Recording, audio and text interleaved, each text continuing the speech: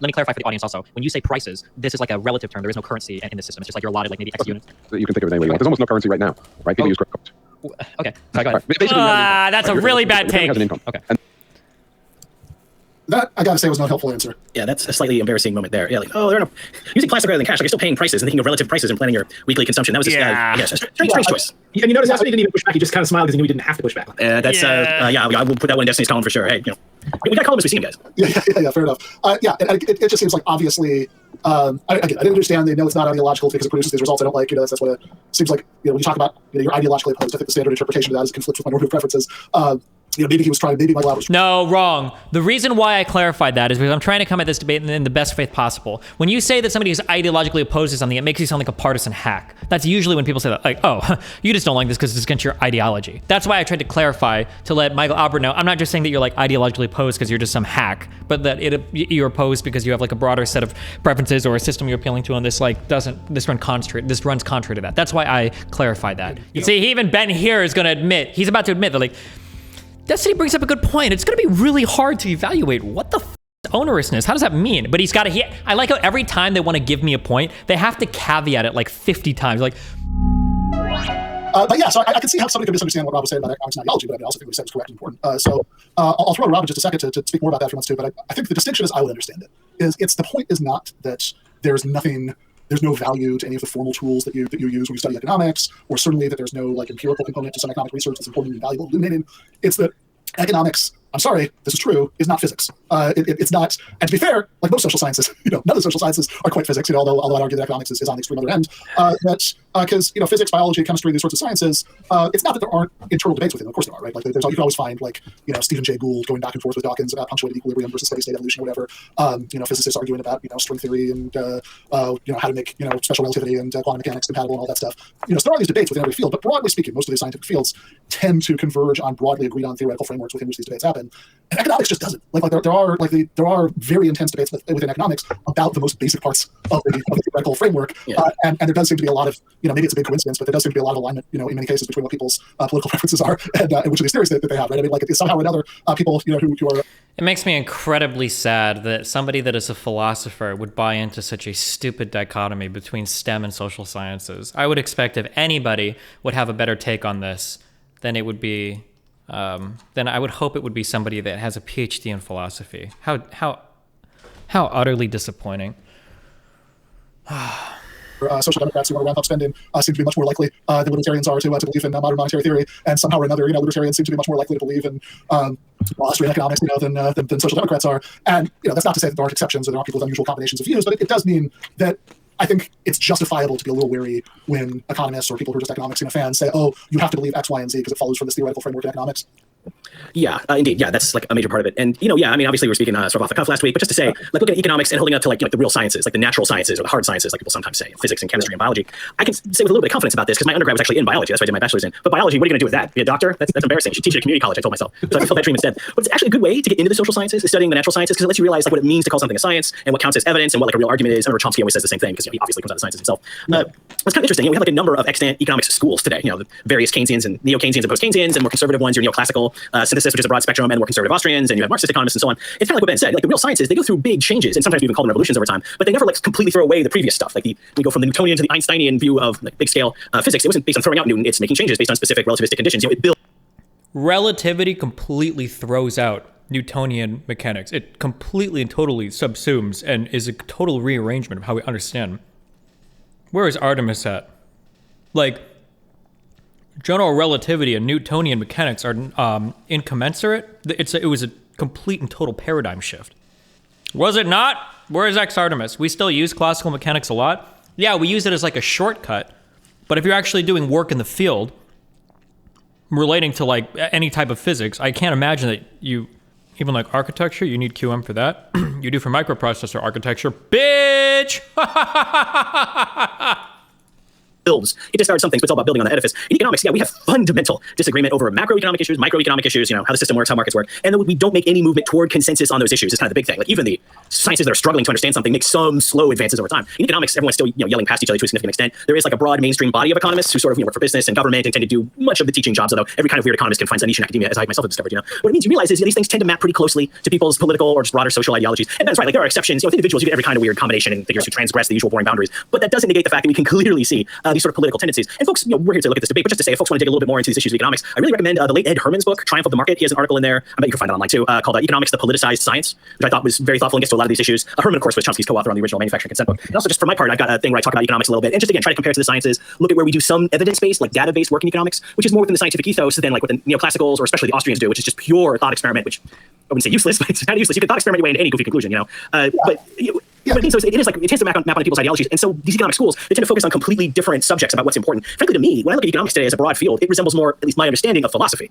Like schools of philosophy often don't like directly disagree with each other; they just emphasize like utterly different aspects of the world. But anyway, I have an article in my old original book, Economics, that looks at some of this stuff too, and tries to look at that data. Because a lot of economists work hard to get data-based economics, and there's experimental economics and empirical economics. These are schools of the field. But again, it's the social sciences. You can't do controlled experiments like you can in the lab. You can't. Just the issue of time lag alone is enough to just annihilate any opposing argument that anyone feels like. It's just tough, even with historical experiments, to make real like progress on anything like a level that deserves to be called a science, where we control things and where we have a good faith debate and we want to look at each other's data sets and so on. I was just saying to Destiny, he should just take a look at some of that a little bit and just think about how much we want to say that economics qualifies as a science. This stuff lets us keep the lights on and vaccinate people against diseases. My understanding, I need like a researcher, because my understanding is that science is a process. That's what science is. Science doesn't have to do with like how rock solid, 100% verifiable are all of your, how pure, what is the purity of your fucking discipline. My understanding is science broadly just describes a process by which we analyze problems and then kind of like come to conclusions about those problems and then how we build up those conclusions. And broadly speaking, that's what science is. Science isn't like, do you have the right answer? Then you're doing science. Like, this is such a stupid fucking way, in my opinion, of like looking at. Yeah, right. I like that, and I like that you compared it to philosophy. Another thing that I obviously see a lot. The biggest reason why they don't like economics is you can't do control experiments the same way you can with hard science. Yeah, but that's true of every soft science, including medicine, right? Doing experiments with medicine or psychology or literally every single social science is going to fall under that exact same umbrella, right? Our ability to experiment in any of these fields is incredibly fucking limited. Like, I wonder if these guys would call. What do these guys call medicine a science? You 100% can set up controls with medicine, with economics. You can't just divide countries. No, you're wrong. Rage Pope, you're actually just dead wrong here, okay? You can set up controls with medicine, blah, blah, blah, blah, blah. Sure. You can also do the same with economics, 100%. You can set up a small-scale economics experiment if you want. A firm can arguably do it every time they change their fucking wages. You cannot set up a broad-scale, huge fucking macro fucking medicine test or whatever and do that. Much the same with Econ. You can't generally set up like a broad fucking like control, blah, blah, blah, blah, blah. Sure. But like, you can still retrospectively look at populations of people, just like we do with medicine, where we do retrospective or longitudinal, like retrospectives where we look at like things over time or whatever. Like your ability to set up experiments in either field is highly limited. Like look at how expensive it is to test drugs in the medicine field because of how absurdly fucking expensive it is to go through the trialing process. Like that's a result of the difficulty of testing any of these things. You cannot say that, oh yeah, well of course we can do experiments with medicine. Like kinda, but there's tons. If we didn't have any ethics or anything, there's like a million things more that we could do in terms of testing medicine than the incredibly rigorous and difficult process it is now. You can't create counterfactuals in the same way that you can with medical controls. What do you mean? Of course you could. You could take two firms that are identical and live in parallel cities or whatever, and then you could change a policy in one place and then you could not change it in another. What do you mean? Of course you can. That's a lot of variables to control for. There's a lot of variables to control for in medicine as well. A lot of value in, but it's not like I'm under no illusions, that it has. You can, that philosophical arguments, let you have like state things. You're talking about experimenting on the micro level, not the macro level. Yeah, of course. Because when you want to make comparisons to like medicine or biology, then you want to talk about the micro level, and then you want to compare it to the econ macro level. You can do like micro experiments in econ, the same way that you can do like micro experiments with medicine. But it's really hard to do broad experiments with medicine. Like if we think that there might be something that might help people's health or whatever, we can't just start feeding it to the entire fucking population. You have to go do incredibly rigorous trials to get anything passed. It's really, really, really hard to collect that data on like a huge scale. That's why it's absurdly expensive to do so. It costs so much fucking money to run these large-scale pharmaceutical trial experiments. Like the micro experiments in medicine can apply to the macro population. You can't do that. You're so wrong. You are so wrong. I don't want to argue about it. Go read it, or maybe I'll write this on my website. Maybe that'll be my next article. People have a really shit understanding where you guys think that medicine is such a hard, rigorous fucking science, where you think that it's so crazy, like all of the testing is very careful, everything is incredibly safely done, and blah, blah, blah, blah, blah. Like, I'm pretty sure at one point in the world, what was the name of the drug we were feeding like pregnant moms around the world that was causing them to give birth to children with like 7 arms? I think almost like every country besides the FDA was like, oh, I don't know how we feel about this. But like the idea that like medicine is this hard, ultra rigorous, like we know exactly what's going on the whole time, like the experiments are incredibly rigid. Like, this is why people argue thalidomide, I don't know how to pronounce it. Like, I'm not saying that medicine is just like a fake science or whatever. I'm not trying to say that. I'm just saying that any science that becomes more and more like applied is going to get like harder to control for because there are so many variables. And people, by the way, will argue the same thing about medicine. So in the example that I brought up about 2 firms, they're like, oh, well, that's really complicated, Desi. There could be different conditions affecting different cities, affecting blah, blah, blah, blah. Yeah, sure. The same thing works with medicine too. Like maybe the medicine works on one person. Maybe the fact that they were obese maybe plays into the medicine differently. Maybe the fact that they had a different upbringing plays into it differently. Maybe the fact that a different prenatal environment plays into it differently. Like, there's like a million things for confounds for medicine as well that the people try to take account of. Like all of these things are incredibly fucking difficult to study. Like for one issue that I'm somewhat familiar with, like people have known that the accumulation of amyloid plaque like in your brain causes Alzheimer's disease for like fucking, I think we've known this for like what, like 20 years, 30 years or some shit. And we are like no closer really to finding any cure for it. We still have no fucking idea. Like we know what the thing is, right? We still have no real fucking idea in terms of like, well, I don't know how to do anything to help Alzheimer's disease patients. There's literally nothing. There's zero, zilch, nothing to help these people right now, right?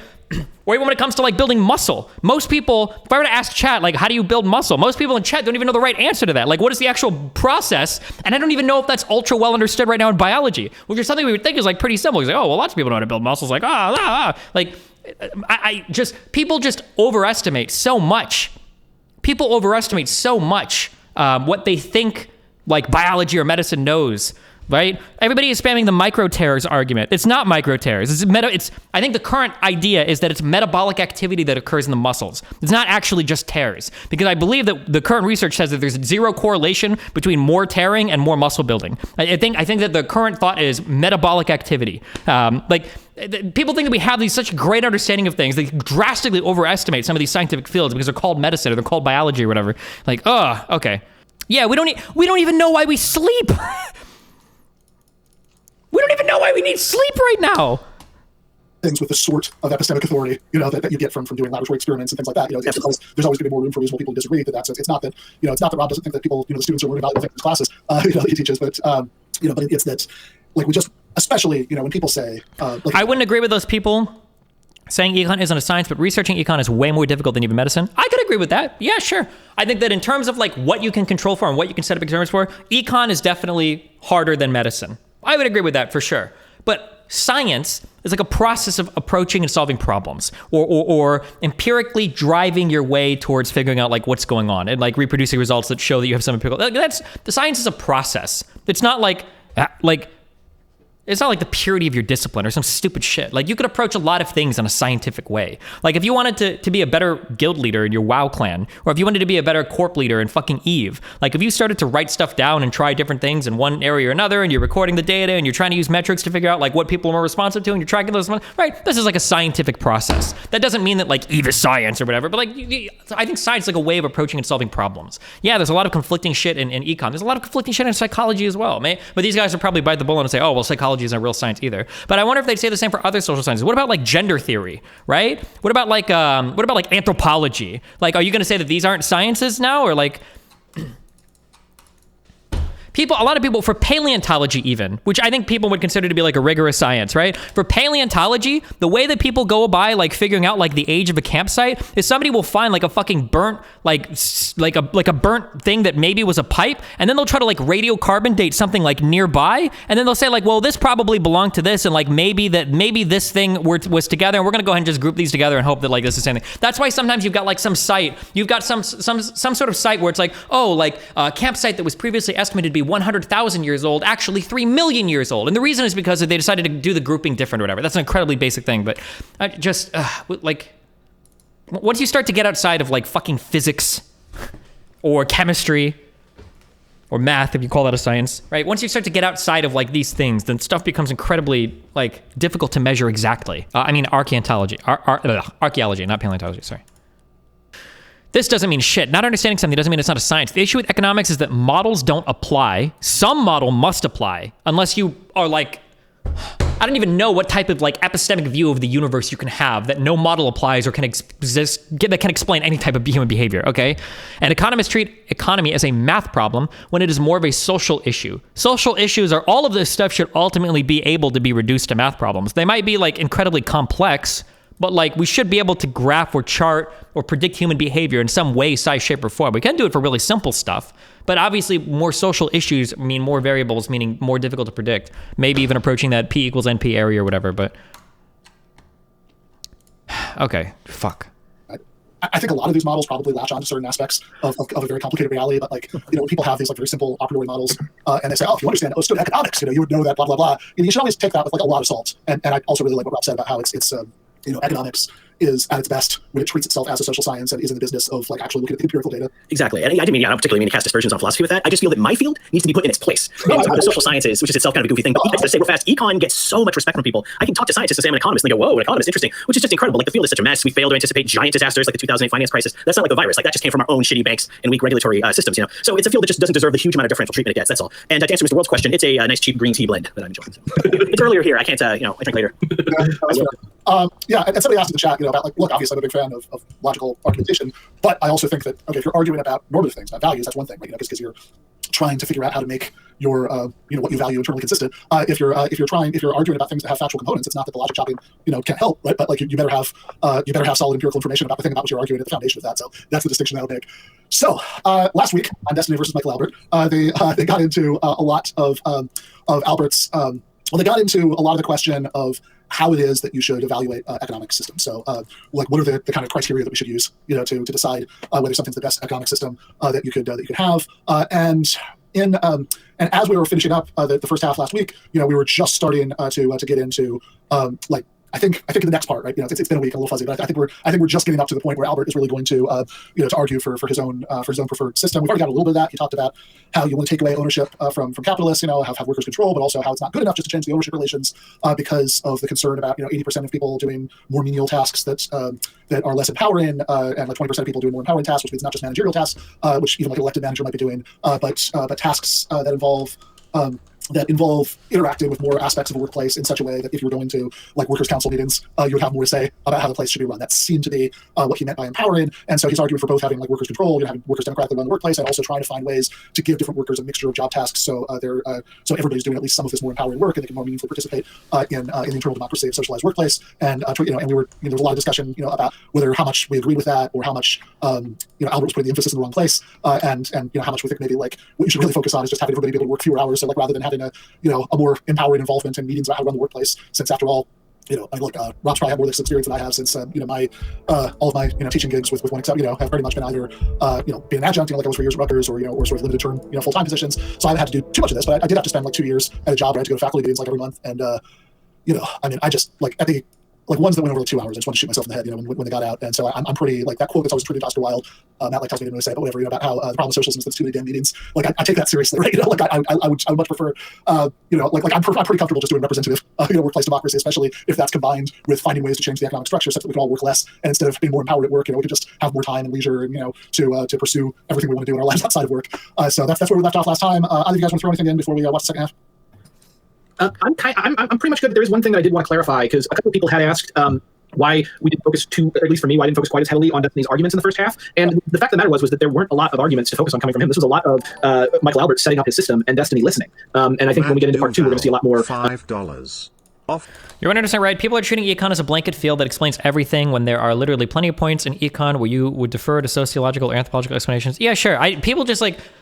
Or you know what? Maybe I'll take the L. Maybe there are a lot of brain-dead economists out there that are like, oh, I have a perfect understanding of macro systems. Like, oh, I know so much about macro. I can tell you everything about macro econ. I feel like I would hope that most economists are humble enough to say like, well, when this happens, we would expect this to generally happen. But man, that's really hard to fucking know about. But then people will come out and say like, I feel like people like this guy who's in the field will say things like, well, an economist thinks that he can just put one model and predict all of society. Like, man, do economists really think that? Because that's really fucking stupid. Like, if economists really believe that, then yeah, I would agree that those economists are incredibly fucking moronic. But then I will hear these same guys come on and it's like, economists think that all actors are perfectly rational. And it's like, that's not even what rationality economics means. Like, what a stupid fucking comment. Like, why would you even say that? Like, there's a whole field, a whole field of behavioral economics that studies how people make quote unquote irrational decisions. Like, I don't know, dude. I get triggered for all of this. Like, science is a process of how we do things, okay? Like, sometimes it's really hard because there's a lot of variables, like in psychology, like in economics, like in other softer social sciences. And then other times it's very, very, very easy to do like an exact test in a lab, like in physics. Arguments directly out of Destiny. There were a couple in part one, but really, Albert took up the vast majority of that hour and 18 minutes that we listened to. Yeah, right. I mean, and I know. Look, I will trust Destiny. He labeled it as a debate on his YouTube channel that he's going to be making more aggressive criticisms in the second half. But so far it was the first half was mostly Albert talking through his stuff, sort of laying out his premises. Destiny maybe sometimes asking somewhat like skeptical questions, or Albert asking Destiny if you agree with some parameter, and Destiny, I don't know. So far. There are a lot more Albert arguments to critique the Destiny arguments, but yeah, I imagine that'll change. Yeah, indeed. And what Ben was saying about Paracon as a system of like pretty heavy direct workforce, direct a role in decision making in the future socialized economic workplace. Like, I think the comment, we'll let Michael Albert talk about this and she'll chop it up a lot more. But I think Ben's getting toward like the big objection people have is this is just more meetings than most people want to do. And there's a lot we can add to that. And luckily, just so folks know this going in, like we do have other models of socialist decision making, like a lot, including that involve, as Ben sort of referred to, like different levels of representative, crucially representative, subject to recall. So as soon as people get too big for their britches, thinking that they're on the senior vanguard part of the party, suddenly like, oh, that you fucked up, you're out of there. That's important. So there are other models too. But and again, also just one last thing we said last week is in the socialist future, no one's going to do this exactly the same way. Like there are going to be workplaces, maybe especially smaller ones, like academic departments, and yeah, I can definitely speak to that later too. Smaller workplaces, maybe Paracons the right approach. There's only 20 of us. We can all just be in one large room. It's fine. Any kind of large modern industrial workplace, run a cloud computing network or an oil refinery or the world's telecommunication systems, direct democracy gets a little bit tougher for the socialist economy. And so different forms of representation we also have available in our socialist toolkit. Thank God. And I think also different people have different levels of appetite for like more involvement or less. I mean, certainly as a matter of personality for me, just like having like voting for somebody once a year and like, okay, we can always recall them if they fuck up, sounds way better to me because like 95% of the time, I think as long as like I'm doing my hours and getting paid, like I mostly want to not have to think about it, but maybe other people, with different personality types, find, find more fulfillment and more hands-on level of involvement. And, so they can go to work at smaller, workplaces that have, that operate in a more directly democratic, model. And I should also say, we kind of mentioned this last time, like, I also don't expect, right? Like I do think that this is a worthwhile thing to do to try to figure out exactly how a social society could realistically work. Because if we don't do that, I think people will be understandably skeptical, that there is a way that could work. But I never really think when I do that the goal of what like Marx calls one of the introductions to capital, writing recipes for the cook shops of the future. I never think that the goal of that is that like in however many years that you think this might happen in the 2080s or whatever, people will say, aha. This is what Ben Burgis said in an article in Jacobin in 2021 about how we should structure our society. We'll have to follow this model exactly. I think that the goal is to establish that there are reasonable answers to these questions without necessarily having any illusions that if we're lucky enough to get socialism at all, the exact that these are the particular answers that people facing all sorts of unpredictable situations and like messy historical processes where whatever you get is always some strange combination of different forms you can dream up a priori. Will be. I mean, like I'm not sure. I'm sure nobody in those contexts is going to be paying that much attention to these debates, nor necessarily should they. I mean, maybe we can figure out some things that'll be useful to them, but like for the most part, they'll figure it out for themselves. I think what we're doing when we think about how feasible socialism could work is showing that it is trying to answer reasonable doubts about whether it could work. So I just really hope that in 200 years, 150, 200 years, there's if we get past global warming, there is like a Ben Burgis site running around with like a copy of Canceling Comedians While the World Burns, quoting you passage for passage and being like really insufferable about it. To answer 255 AD's question, it's called the culture. So that's what we call that. That's it. Culture runs the superintelligent spaceships, and arachno-communism is when we allow people to be ruled fairly and egalitarianly by an over-race of spiders, communist spiders. Let's hope it doesn't come to that. As long as the spiders give me healthcare, I'm okay with it. Ken Brockman, I for one welcome our new insect overlords. All right, so enough of that. We've been on for over half an hour. We got to watch the rest of this if we're going to all get a better reasonable talk tonight. Let's watch. But has retained the coordinator class and the working class, and has elevated the coordinator class to ruling class status. And the reason why in the Soviet Union the workplace looked the same, basically, as in the United States, and looked the same, basically, as in the United States, because you still had that 20% ruling over the 80%. So all of this discussion, what it's about, is eliminating that class division. Because that class division basically robs society of the productive capacities of 80% of the work of the population. Okay, sure. For the purposes of this conversation, we'll just grant that there is empowering work, that workers can measure that empowering work. Those two things, okay? We'll grant that, okay? Okay.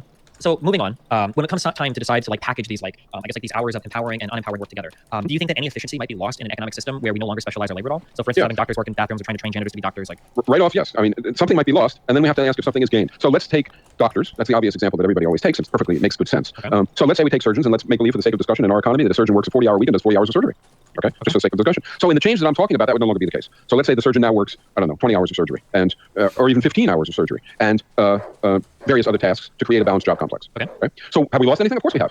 In that particular case, we lost 25 hours of surgery, more than half, right? And if we write it large to the whole economy, Margaret Thatcher is saying to me, you're an idiot. You just consigned us to health hell. You just consigned us to miserable disaster of the loss of all this health care. The trouble is that we're not looking at the other part.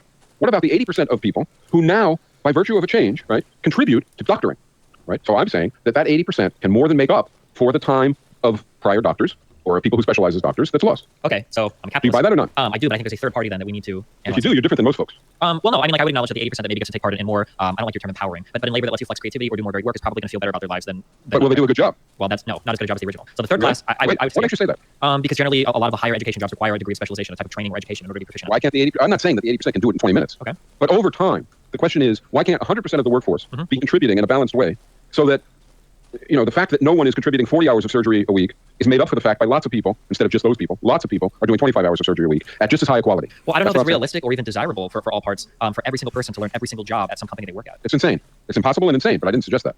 I just said that out of the 80%, you have to make up that, right? Out of the 80%, you have to make up that what? The work that isn't being done Yeah.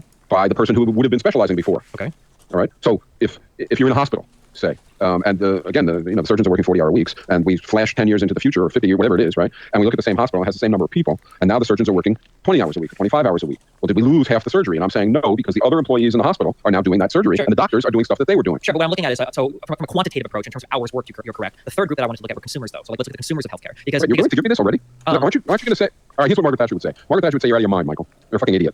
The 80% cannot do surgery." Well, that's what I'm getting to. So I would say Okay. from a quantitative approach, you can make the 80% fill the 20% hours. But from a qualitative approach, I don't think that those people would be able to perform. I'm sure there's some percentage of like hidden doctors that either didn't have access to education or the opportunities in life to become surgeons. I'm sure there's some percentage of the 80% that do that. But for the most part, I don't think the 80% that you draw from to do the surgery is going to have the same qualitative output as the Okay, 20%. for me to be right, Okay. it has to be the case that the 80%, right, are capable of doing, with a few exceptions, right, it's irrelevant, Some obviously. are capable of doing empowered tasks, right? Some of those empowered tasks, some of them would be doing surgery, say, some of them would be doing something else. Okay, flashback 50 years. Okay. It's 50 years ago, right? We have a gigantic stadium. It's really big, and we put all the surgeons in the United States in that stadium, okay? Okay. Let's actually make it 60 years ago. So 60 years ago, all the surgeons in the United States are in that stadium. Is there anything striking about that population of surgeons? 50 years ago? 50, 60 years ago, yeah. I mean, I imagine they're probably very wealthy, very white, very straight, very educated. They probably come from affluent families. I mean, They're all white and they're all male. Sure, yeah, right? yeah. With the occasional deviation. Sure. They're all white, they're all male. Okay. And if you asked them, why aren't there women in here? Why aren't there blacks in here? They would say, well, because they can't do it. Right? I assure you, I was around then. That's what people said. In fact, if you asked women and blacks, many of them would say, what are you talking about? We're not in there because that's not what we do. We yeah, you can't can do it. internalize racism, you can internalize misogyny, of course. Okay. Now let's take the present. Mhm. Right? So what we're saying is, if you put all the surgeons in the stadium now, right, they're not working class, they're coordinator class. Okay. And the question is, we were wrong 50 or 60 years ago. It wasn't the case Well- that women were any different than men, or significantly different in any respect than men, or blacks than whites. I don't know if I call him out on this. This argument that like, okay, so real quick for this logical trap that he's setting up, the argument that we were wrong in the past, so we could be wrong in the future, is not enough. You need more to get that argument off the ground. You have to show that we were wrong in the past for some particular reason, and we're going to be wrong in the future because we're still following that line of logic. I don't think it's reasonable to say that like, oh, well, in the past we thought that blacks couldn't do surgery. Well, I don't think there's a good reason to think that blacks can't do surgery. Oh, well, in the future now we seem to think that working class people can't do surgery. Well, I think there is a good reason to think that like the average person can't do and finish med school and perform surgery. Like, I think that you have to show that trap is essentially the science is a liar sometimes argument that Dennis makes in that comical episode of It's Always Sunny in Philadelphia. Right. They were, objectively at the time, ignorant, not as confident, and on and on and on. Right? Well, there were reasons for that. Yeah, but I would disagree. I would say you were correct in that black people or women really couldn't be doctors at that time, not because of any intrinsic like biological characteristic, but because they didn't have the training for it. Right. Right. That training is So they wanted to change society. Sure, but like Okay. my question here is that I don't know if at a workplace like we can rectify those differences in the 80%. Like every hospital would now have to have a medical school built into it. Every hospital would have to be perpetually employing and training people. You know what we do now instead? What we do now is the doctors in the American Medical Association keep down the number of people who are trained to be doctors. Why do they do that? In what ways? What do you mean by that? In the admissions policies of the medical schools. So they should And in make the those past, lax, or? They want to keep the number of doctors down. Why is that? Well, I'm going to say because they want the level of quality of training to be at such a level that they're good doctors. You're going to say it's further the divide between the 20 and 80? No, I'm going to say it's to increase the bargaining power of doctors. So you think that And if you look at doctors... the journals, you'll see that that's what it is. So the But it's reason not why we have surprising. like the stringent requirements on what it Or means Mac, to be not Dennis, is sorry. because they just want artificially... A lot of it, yes. A lot of it is, in fact, like boot camp in the military. In other words, ask yourself, does being awake for 40 straight hours and giving medical care, is that, are we really training people to do something that is valuable and which they need to do? Or are we putting them through boot camp so that they join a fraternity, the fraternity of doctors, and they keep out nurses and others, paramedics and the rest? They keep them down and they raise up their salaries and they function in accord with the owners of the hospital. Is that what's going on? Or is it real medical training? I don't know about you, but when I go to the hospital, I hope I don't get one of those people who's been up for 50 straight hours.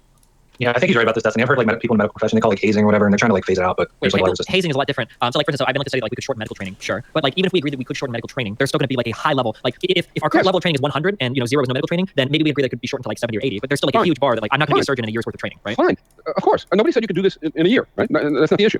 And 50 years ago, the same thing that you just said was true for a black becoming a surgeon or a woman becoming a surgeon. Sure, but the difference is that those differences weren't rectified in workplaces. Those were addressed outside of the workplace. Like and this would have to be addressed outside of the workplace too. In other words, changing the whole economy in a fundamental way would involve changing the educational system. That's certainly true. Okay, so just understand this. So you would pair this, like if you went and worked at a certain company and there were these different tranched like stacks of like hours and different jobs at the company that you had to work. Once you figured out what you were going to work at that company, then you would go to the educational system that would No. Just like, look, now it's the case that if you're in school, right, you want to get trained in certain things. Okay. Right? Maybe in physics, right, and maybe in medicine, and maybe in something else, writing or whatever the hell it is, right? Okay. So you do that because that's one of the key pursuits that you want to do during your life, right? You would also get a broad education, a decision-making, various things that you would learn in context of a good education, I assume. And once you got into a workplace, there would be some on-the-job training, I'm sure, just as there is now, right? So if I were to go to school, most lawyers learn a lot of what they do in law after they get a job. Sure, but that's true with doctors too. Sure, because you can't learn every single thing at school. But if anything, that makes it even more difficult for you. Like it sounds like you're saying, like, if I go to school to become a computer programmer, I would also need to take like classes away from my major to learn electrical work, janitor work, accounting. No, because everybody doesn't do everything. I agree with you. The notion that everybody's going to do everything is insane. But if you go to school, reality, if you go to school as a computer programmer, how would you possibly know what you're going to be doing until you showed up at any particular job? So you show up at a workplace that's creating computer programs, okay? Because that's what you want to do. So I don't know, Apple or Microsoft, a workplace like that. Of course, it wouldn't look like Apple or Microsoft, but nonetheless, buildings where people do programming.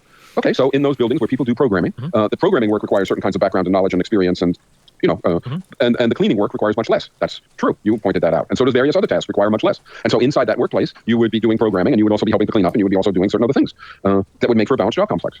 I guess, but like different programming like environments can be totally different jobs. So like I could get a programming job working or maybe like an information tech job at like a hospital or something, right? Now the types of jobs that I would need to be able to work is going to be way different than if I got like a programming job working for like a lawyer firm. Like maybe I do like firewalls or something like that. Versus I just know how you can even account for like the plethora of work that you might be thrown in. Because most of the work, or a lot of the work that you'd be getting in addition to the work that you trained for, right, is not hard to learn.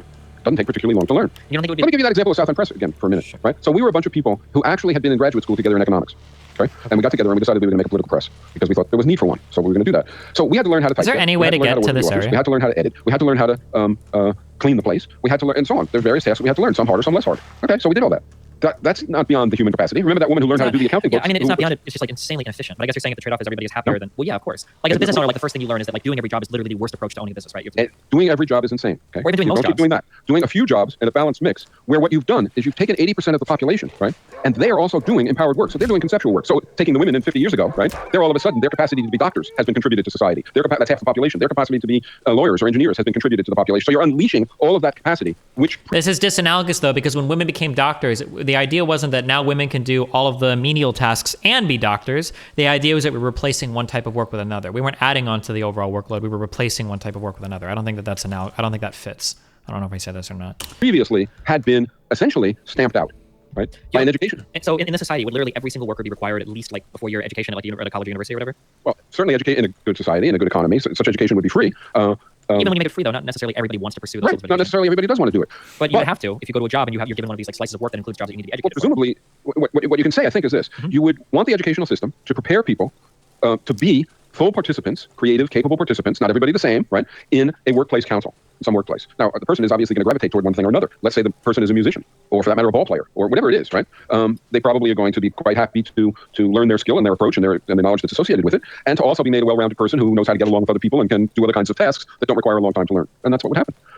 Okay. I mean, I think we disagree on the feasibility of this, but maybe we can move on from here. I don't think we're going to come to an agreement. But why is it infeasible? I don't think it's. I think people would say it is infeasible. Sure. I'll give you my reason why I think it's feasible. I just don't think that we can organize an education system and all of these I don't want to say job markets, these corporations where every single person can feasibly learn a lot of these like high-level jobs, and then people that can. Nobody suggested that. Okay. Then even us. Okay. I don't think it's possible that the 20% could cut their labor in half, and that the shortfalls created by that could be picked up by the 80% in a way that consumers would be happy with. So, for instance, if I went to a hospital and my child was sick, I don't want somebody that normally cleans the floors who is now doing surgery. 60 years ago, you would have said, "I don't want a woman or I don't want a black." And what I'm saying, there wasn't a good reason to not want a woman or black. Well, I mean, if none of them were educated, then there would have been. But like, there's not a reason to think that intrinsically, like a woman or a black person can't do a particular type of job. But I think that I don't know if we can expect that every single type of person that is working at a hospital is going to be capable of picking up the medical training necessary to become a doctor. I guess unless in our theoretical, if I'm trying to construct this as charitably as possible, I guess maybe unless in this hypothetical society, like literally every single person becomes college educated, every single person has like this huge healthy engagement desire with their job, maybe.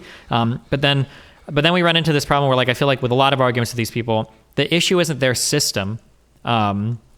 the issue becomes then that they've already got kind of like this perfect society of people. Like they're basically saying like, this is the system that I would want to make work, but all of the hard problems have been solved already. So everybody's higher educated, everybody has a big drive to participate in the economy, everybody wants to like work with their coworkers and blah, blah, blah. Like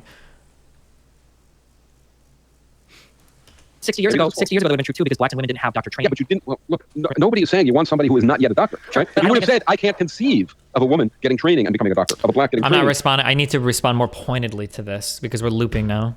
And right now, I can't conceive of that whole 80% of people somehow accessing and completing enough education to pick up the shortfalls from the 20% right now. Maybe it's possible, but like, and if I wanted to do that, my goal would be to change the education system. I wouldn't change like the economic organization like you were, but I'm not sure 100% if that even would be Suppose you possible. did try and change the education system and you didn't change the economy. What would happen?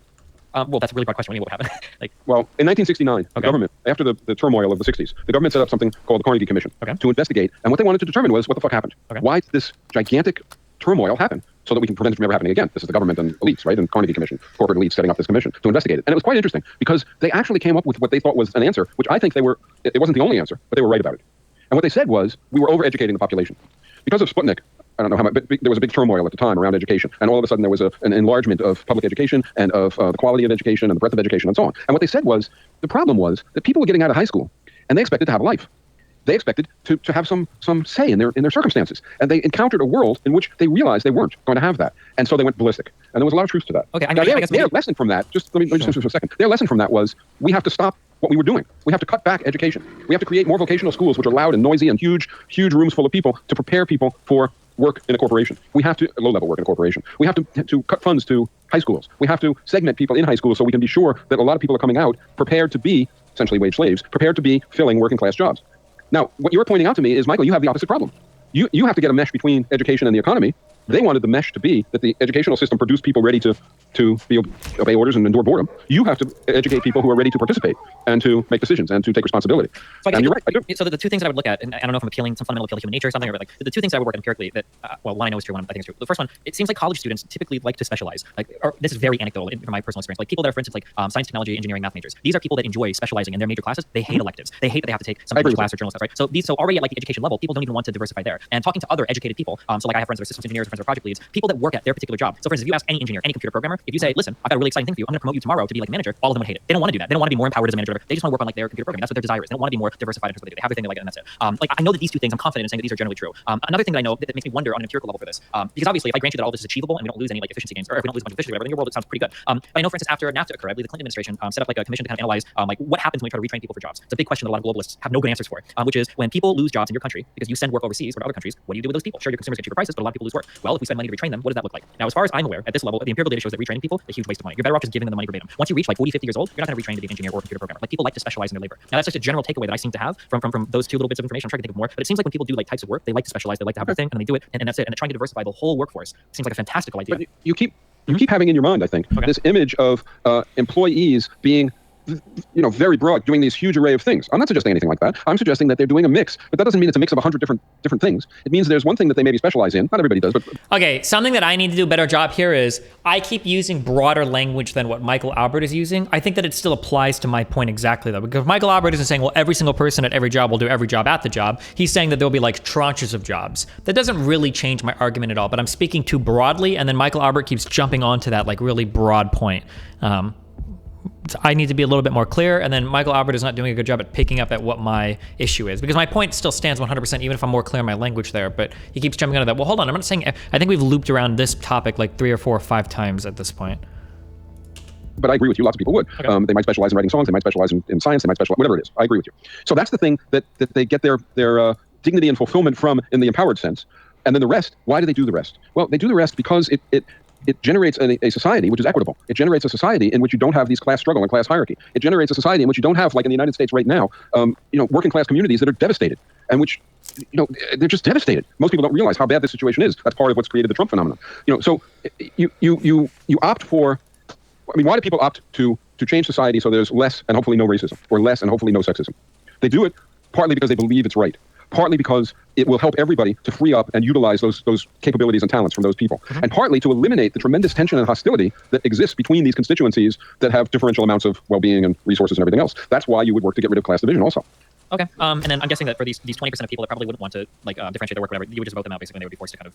Well, if you look at now, right? In other words, you face an economy which has certain attributes. Okay. And by and large, you don't question those. You rather choose a spot in there that you're going to aim for. Right?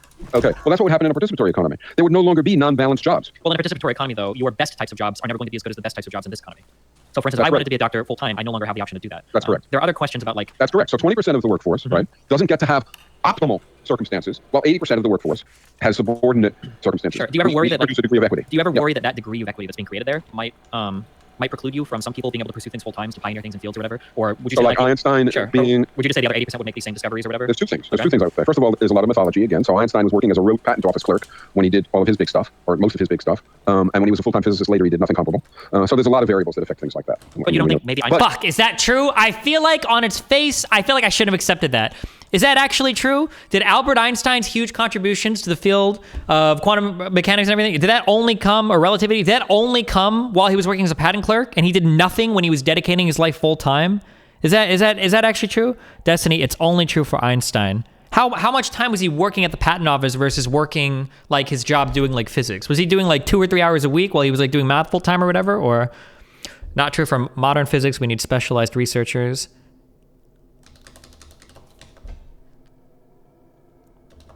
He says comparable, just to be clear. Okay. Let's say you're right. Let's say you're right. I don't think so. I think that the 80% would liberate far more creative potential, productive capacity than we would lose from the 20%. But let's say we would lose some.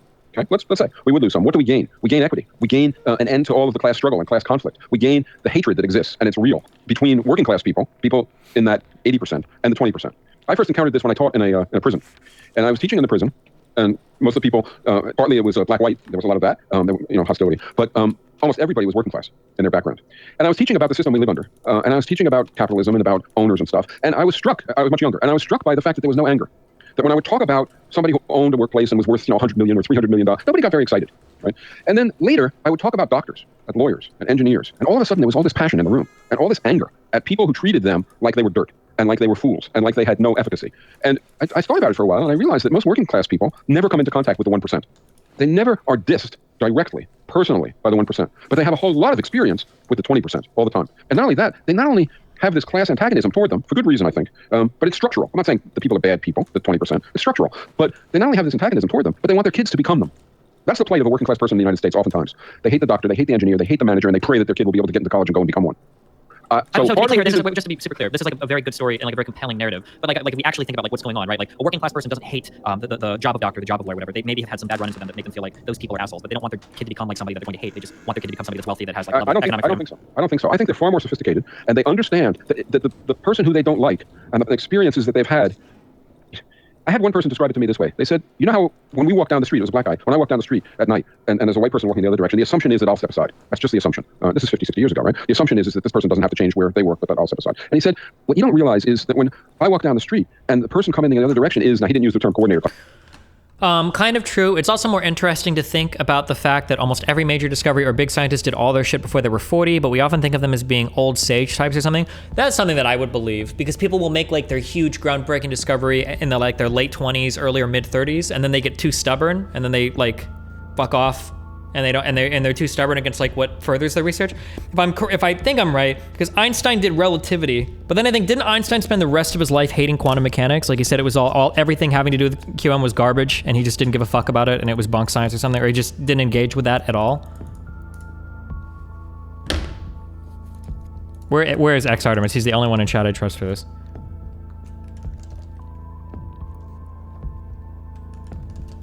Because they all died at 50 in the past? Wait, what? Yes and no, he eventually accepted it. Sean Carroll talks about this in his book. Oh, well.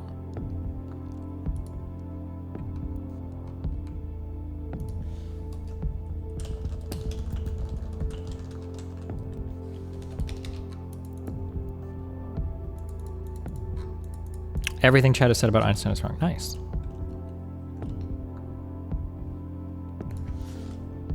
Okay, maybe we'll read a little bit about Einstein after this, I guess, just to have some research. Class, but I would use the term coordinator class. Right, a doctor, a lawyer, an engineer, a manager. Same dynamic. If it's white on white, still the same dynamic. And how do they know who's who? By the way they dress, by the way they carry themselves, all sorts of things give it away. And what he said was, this guy had thought about it more. It's not that the person is a schmuck. I've met schmucky working class people. It's that the whole sector of people, by virtue of what they do and how they view us as people to care for, like you would care for kids. They view us as people who are commodities, who are clients, but they don't view us as people. They don't, and that had a big effect on me in those days. And I spent a lot of time trying to figure out, well, what is it at bottom that causes this distinction, and that causes people to view each other in these ways, where the working class person is sort of angry toward the elite. This is sort of populism, you could call it, and the coordinator class person is sort of disdainful. What do you think? What do you think causes it? Why do you think people do I think what causes it is that's what their role in society requires of them to succeed and to function well. So you can even see it on TV. I mean, I'm not writing TV scripts, but you can see it all over television. I feel like I would post something a lot different here for the way that I do this. I feel like and you could argue this goes hand in hand capitalism, might not disagree with you. So I feel like a lot of this is fueled actually by consumerism. The way that we identify people, the way that we assign worth to not only to other people but even to ourselves is if we've acquired the possessions that make us stand out in the way that society tells us it should. So for instance, we buy a certain pair of shoes, a certain type of clothing, not because we like it, but because society tells us that if we have that, we're worth more. So when you talk about like identifying people on the street, insofar as I move aside for you, you move aside for me, you're better than me, I'm better than you, I don't think it necessarily has anything to do with jobs or division of coordinators. Except what lets people buy that stuff? Income, and the income that people have is a function of their position. Sure, I think that the analysis of a person on the street is far less sophisticated than any sort of understanding of like a class thing. It's more like a product or consumerist thing. It's kind of tied into jobs, but not really, but kind of. No, it's very tied into jobs because the coordinator class makes way more than the working class. And so the coordinator class owns those things. I mean, what you're describing is true. I'm not going to disagree with you about that. And in fact, everybody knows it, especially the average. I'm trying to understand his point of view here more.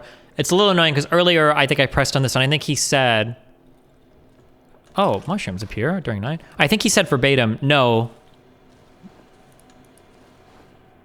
These people are actually very sophisticated. But now he's saying, no, of course they don't understand this, which is kind of, but.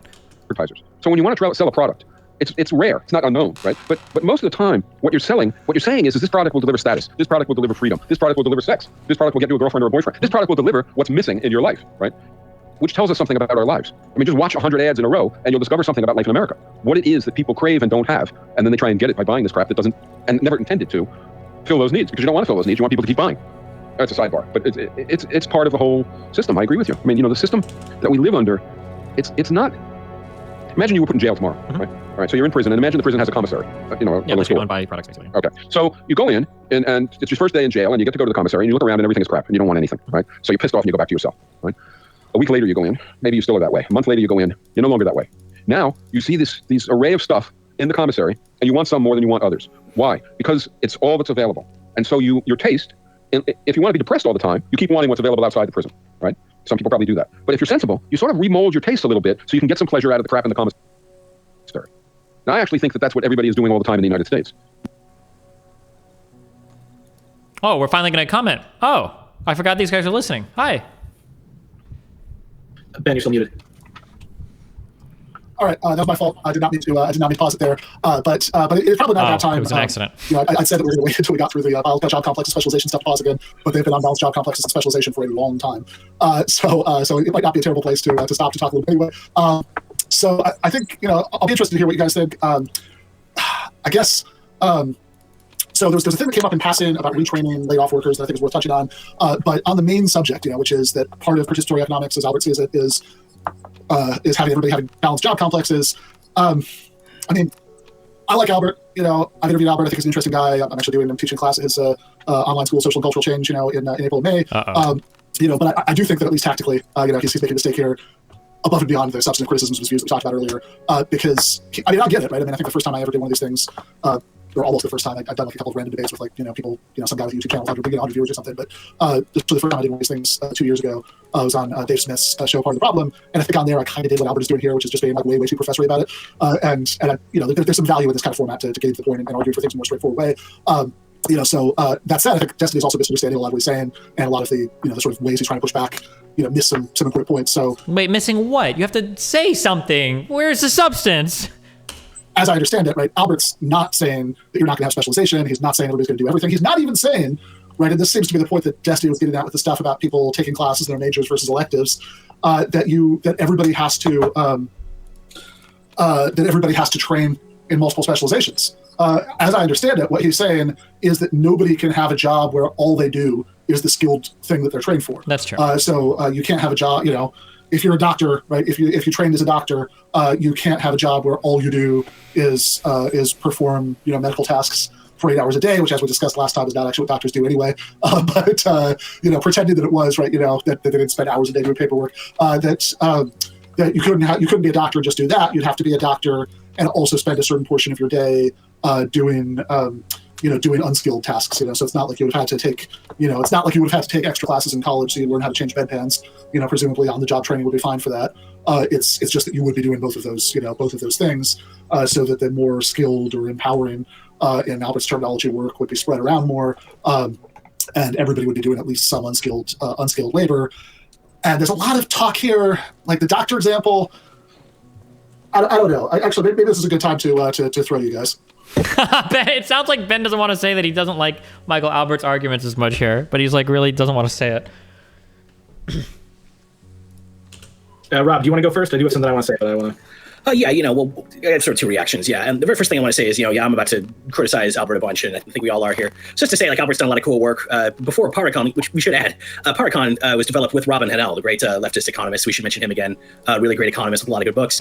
And I don't know if these guys are going to catch this. Something that I will say that rhetorically, because they wanted to talk about rhetoric, I guess, something that rhetorically benefits me a lot in this quote-unquote debate is that I'm actually on the offense the entire time. Michael Albert is here to defend his system to me. I have the easier job because he's proposing the positive. He's making a positive argument that I just have to attack. So technically, if I can find any flaw or any number of flaws in his argument without having to suggest anything on my own, I technically quote-unquote win the debate. So he's actually got the much harder position of asserting a positive position and defending against criticism than I do, which is something that should be kept in mind for this conversation. That's going to hurt his point of view rhetorically versus my point of view, like of the argument. Albert himself has a couple of really nice ones here. He has this giant memoir he wrote. I don't really like memoirs usually. This is just his memoirs from running Z Magazine and South End Press, the publisher he talked about. I gotta say, there's a lot of juicy, interesting stuff in there, so I don't want to just completely trash the man. And like Ben was saying, the man's still running an online school, and Z Magazine itself, which I just discovered apparently, is no longer a print mag, sad to say. It's fully online now. I used to have a print subscription to Z Magazine way back when. Me too, yeah. I wrote a lot for Z Magazine a few years ago, so a lot of respect for that. Folks should check out the ZNet page, which is still extant, of course.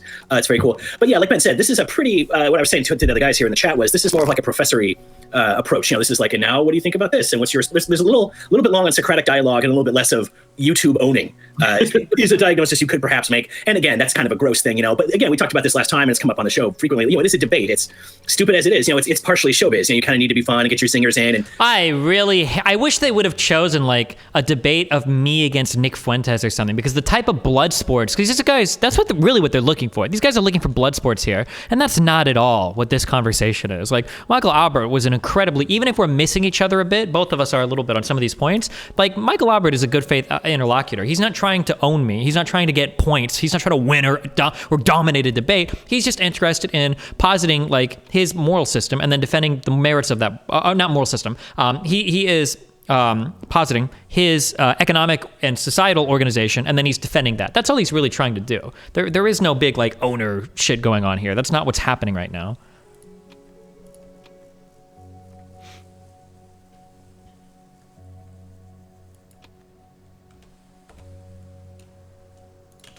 not go on forever because you'll lose people. People stop paying attention. They'll get bored. There is something to consider there. I mean, that's an obvious thing, perhaps.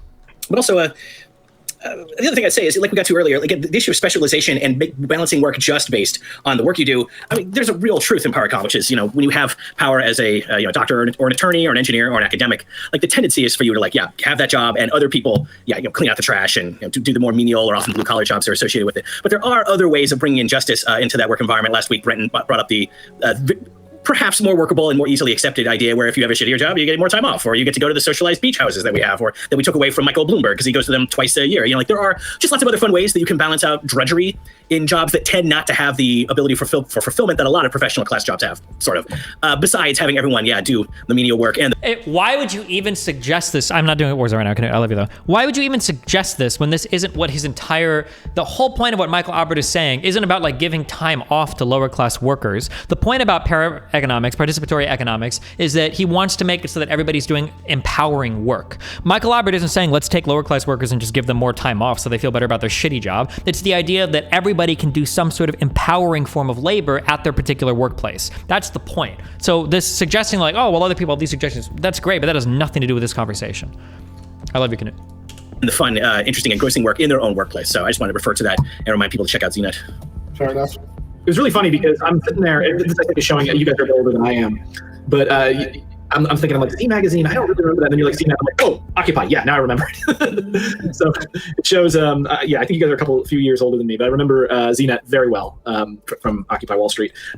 Why does this guy bring up Occupy Wall Street so much? The problem here, and the reason I think he and Destiny are talking past each other, and they somehow eventually came around to it, is Albert is not clarifying that some portion of that 80% is being trained as doctors. He does not come out explicitly and clarify that until much later when Destiny throws out some of his objections to that. And there were some interesting things in there, because I do think he is right in the sense that there are certain people that don't adapt well to higher education for one reason or another. And what do you do with those folks? Which is an important question to ask. No, I thought that was, like, for the most part, I thought that Destiny was not objecting well to what Albert was saying, but I thought that was a completely fair thing, right? I mean, like, that there are people who are not, like... Unless I missed it, I don't think Ben gave a single thing that we missed each other on. He just said Destiny's missing some things, and then he just never came back to that, unless he's going to say something now, unless I forgot something. There are plenty of people who don't finish school because, circumstances that reflect injustice and economic inequality, of course. But there are also people who don't finish school just because they decide that's not for them. Mm-hmm. What does that have to do with anything? I want to live in a society where, like, I'm much more concerned with having a society where you have, good life outcomes if school is not for you than figuring out how to make those people finish school. We're not talking about life outcomes. What I feel like Albert is talking around here, and it's something that came up in our recent debate on socialism and innovation, and I think this is a tacit assumption at the base of the debate. So what Albert seems to be very concerned about is the Stephen Jay Gould quote, I am somewhat less interested in the weight and convolutions of Einstein's brain than in the near certainty that people of equal talent have lived and died in cotton fields and sweatshops.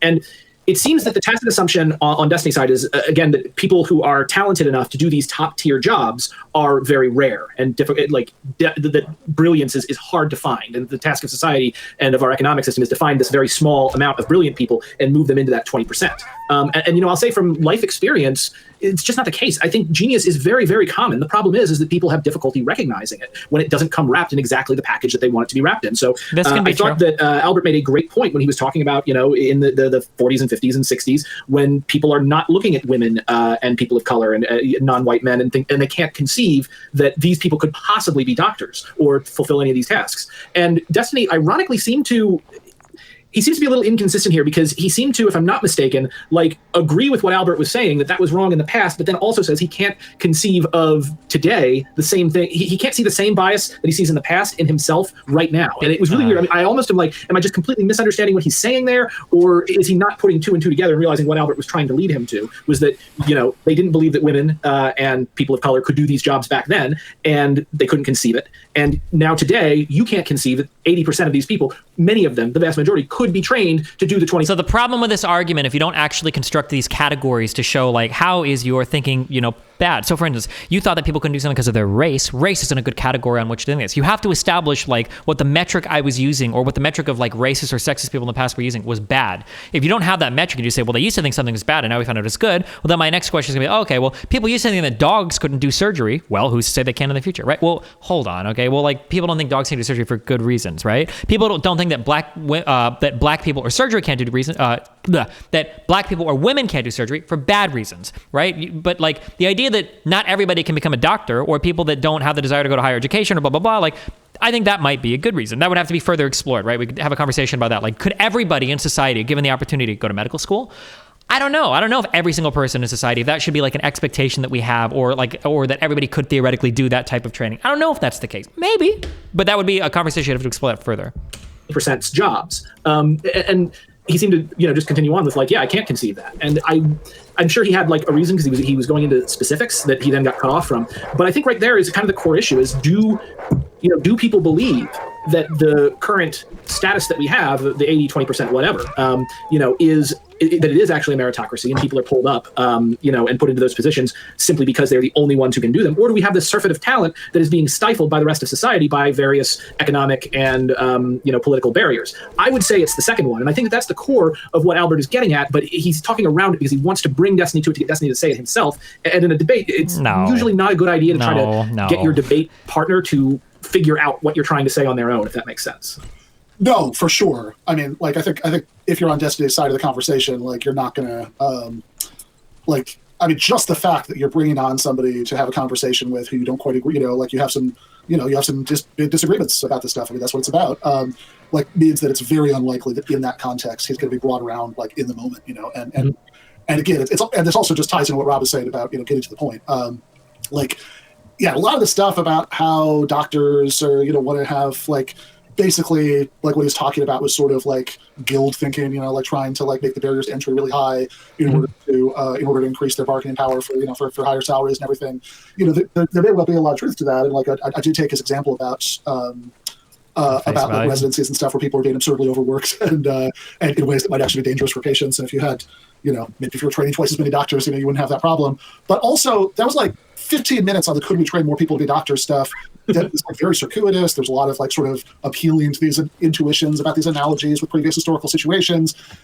And it just seems like there's a pretty straightforward 30-second way of arguing for we could train way more people to be doctors, which is to say, hey, the rate of doctors per capita varies wildly from country to country right now. There are countries in the world with way more doctors per capita than the U.S. has. Americans probably aren't uniquely stupid. I'll bet we could train more people to be doctors if we wanted to.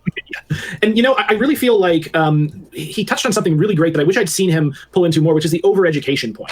I mean, really, I wasn't aware of that particular historical example of overeducation. But, I mean, you think about the millennial generation, that's what we're dealing with, very specifically, is we're the most educated generation in American history, thanks in large part to very easy to get into, mostly predatory student loans. But you've got all of these people who are really, really well educated, who are able to sit down and think about the world, and they come into the 2008 economy, and things haven't really improved that much from there. So that does definitely lead to a lot of social dysfunction when you have people who are educated to do better jobs, and you have an economy that has a large portion of people doing jobs that are mind-numbing and not fulfilling and don't pay very well. And I think in a lot of ways that, if liberal capitalism could find some way to deal with this problem, it might endure longer than it has proven to be a very adaptable system. But the fact is, I'm highly skeptical of its ability to deal with this problem because it's been over a decade and it still hasn't dealt with the problem.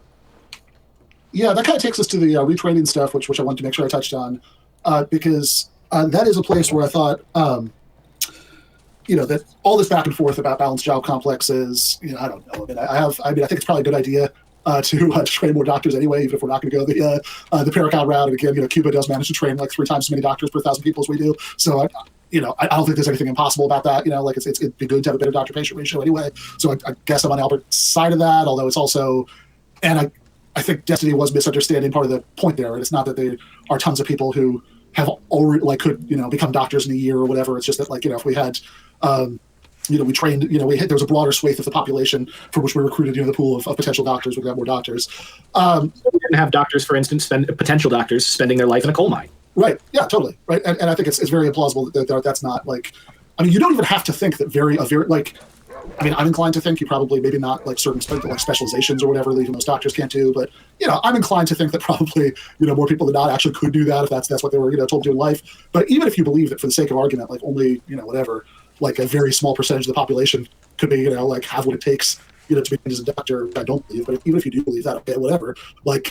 What percentage of the population we're talking about? I'll bet it's many times as many people as currently trained to be doctors, and it's almost certainly distributed throughout lots of parts of the population, where people, it never occurs to them, to try to study to be doctors, just because of their background, the challenge they face, they just don't think that's a realistic, life path. But whenever you think about all that stuff, the retraining example is really weird.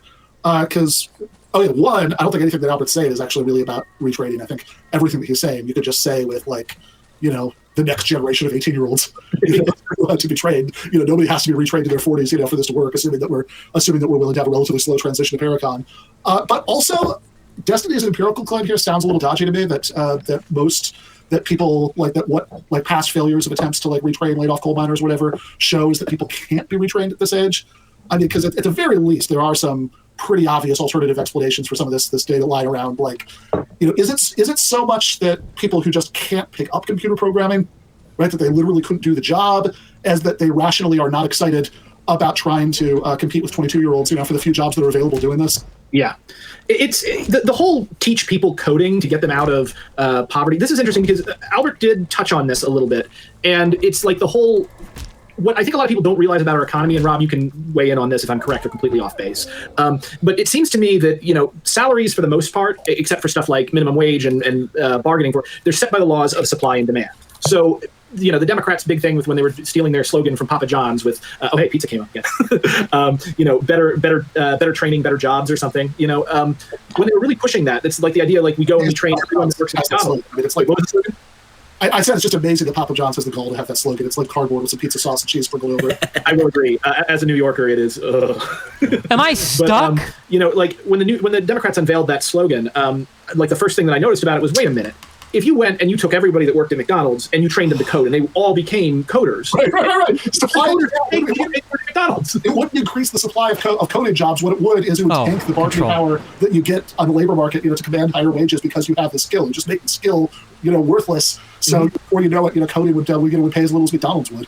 Yeah. So it's essentially workers, when it comes to workers and education, on an individual basis, education can be a way out, but it cannot be a way out for society across the board. And so, I felt like that was really interesting. What? From a rhetorical standpoint, by the way, with regard to the AMA doing that on purpose, I'm going to say my dad's a doc. I've never heard of anything like that. I don't think that's what the AMA does, at all. I can see that maybe that because it is something that happens, like the smaller supply of doctors, the more money you're going to have. And I can see that happening. But the way that Alpert put forth, it almost sounded like he was putting forth a conspiracy theory. And you have to be very, very careful with that in the debate, even if you're right. Because as we saw with the pizza thing, with Destiny, people will assume that you are saying, they hear what they want to hear. And they will assume that you're... No, I think that's right. I don't know how much or little truth there is to the AMA thing. I was willing to give the benefit of the doubt on that. But I agree that it's a bad look because it certainly sounds conspiratorial. And again, there's no reason you even have to go there, right? Because his argument, his larger argument did not whatsoever hinge on the AMA claim. He could have just said, look, medical school could be just as long. That's fine. We'll just send more people through it. Or he even could have simplified the entire issue and said, hey, Cuba manages to train way more than twice as many doctors, per 1,000 people than the United States does. I don't think that Cubans are just inherently smarter people than Americans. Absolutely. Rob, you look like you had something there? Yeah, right now I'm thinking about what you guys are saying. Yeah, with the AMA piece, that's such an unforced error. Not even to say it's wrong. That's more of a traditional right-wing argument than left-wing one, but there is something to be said that the various professional licensing standards that exist in the U.S. and around the world, if you pick up Milton Friedman and stuff, which I have done mistakenly in the past, there's a big argument that the reason... This is horseshoeing. So conservatives or people on the right will argue that licensing and regulation is actually negative for the economy because all it does is it keeps new actors from coming out. The people that can more easily absorb the costs of licensing and regulation are actually big business. So we actually need to cut against regulation because it's just hurting small business people. Fuck that. Regulations are bad, which there is some truth to that claim. And now these guys are going to come at it from the other end and they're going to say, oh, well, regulation is bad because it's preventing other workers from joining the workforce in a more positive way. So we need to cut back this regulation because it's hurting the little guy that can't afford it. It's kind of the same argument from the other angle, right? Conservatives will attack this from the quote unquote supply side. If you're looking at a labor market, they're coming at this from the firm side, where you're hurting firms, you're hurting small firms and their ability to compete because you're making higher regulations that only larger firms can deal with. And then these guys are coming at it from the labor side, where they're saying, oh, well, more regulations are putting a bigger burden on labor to get more licensing in order to compete in the job market or whatever. This is a full horseshoe here. That's kind of funny, but whatever. I don't know.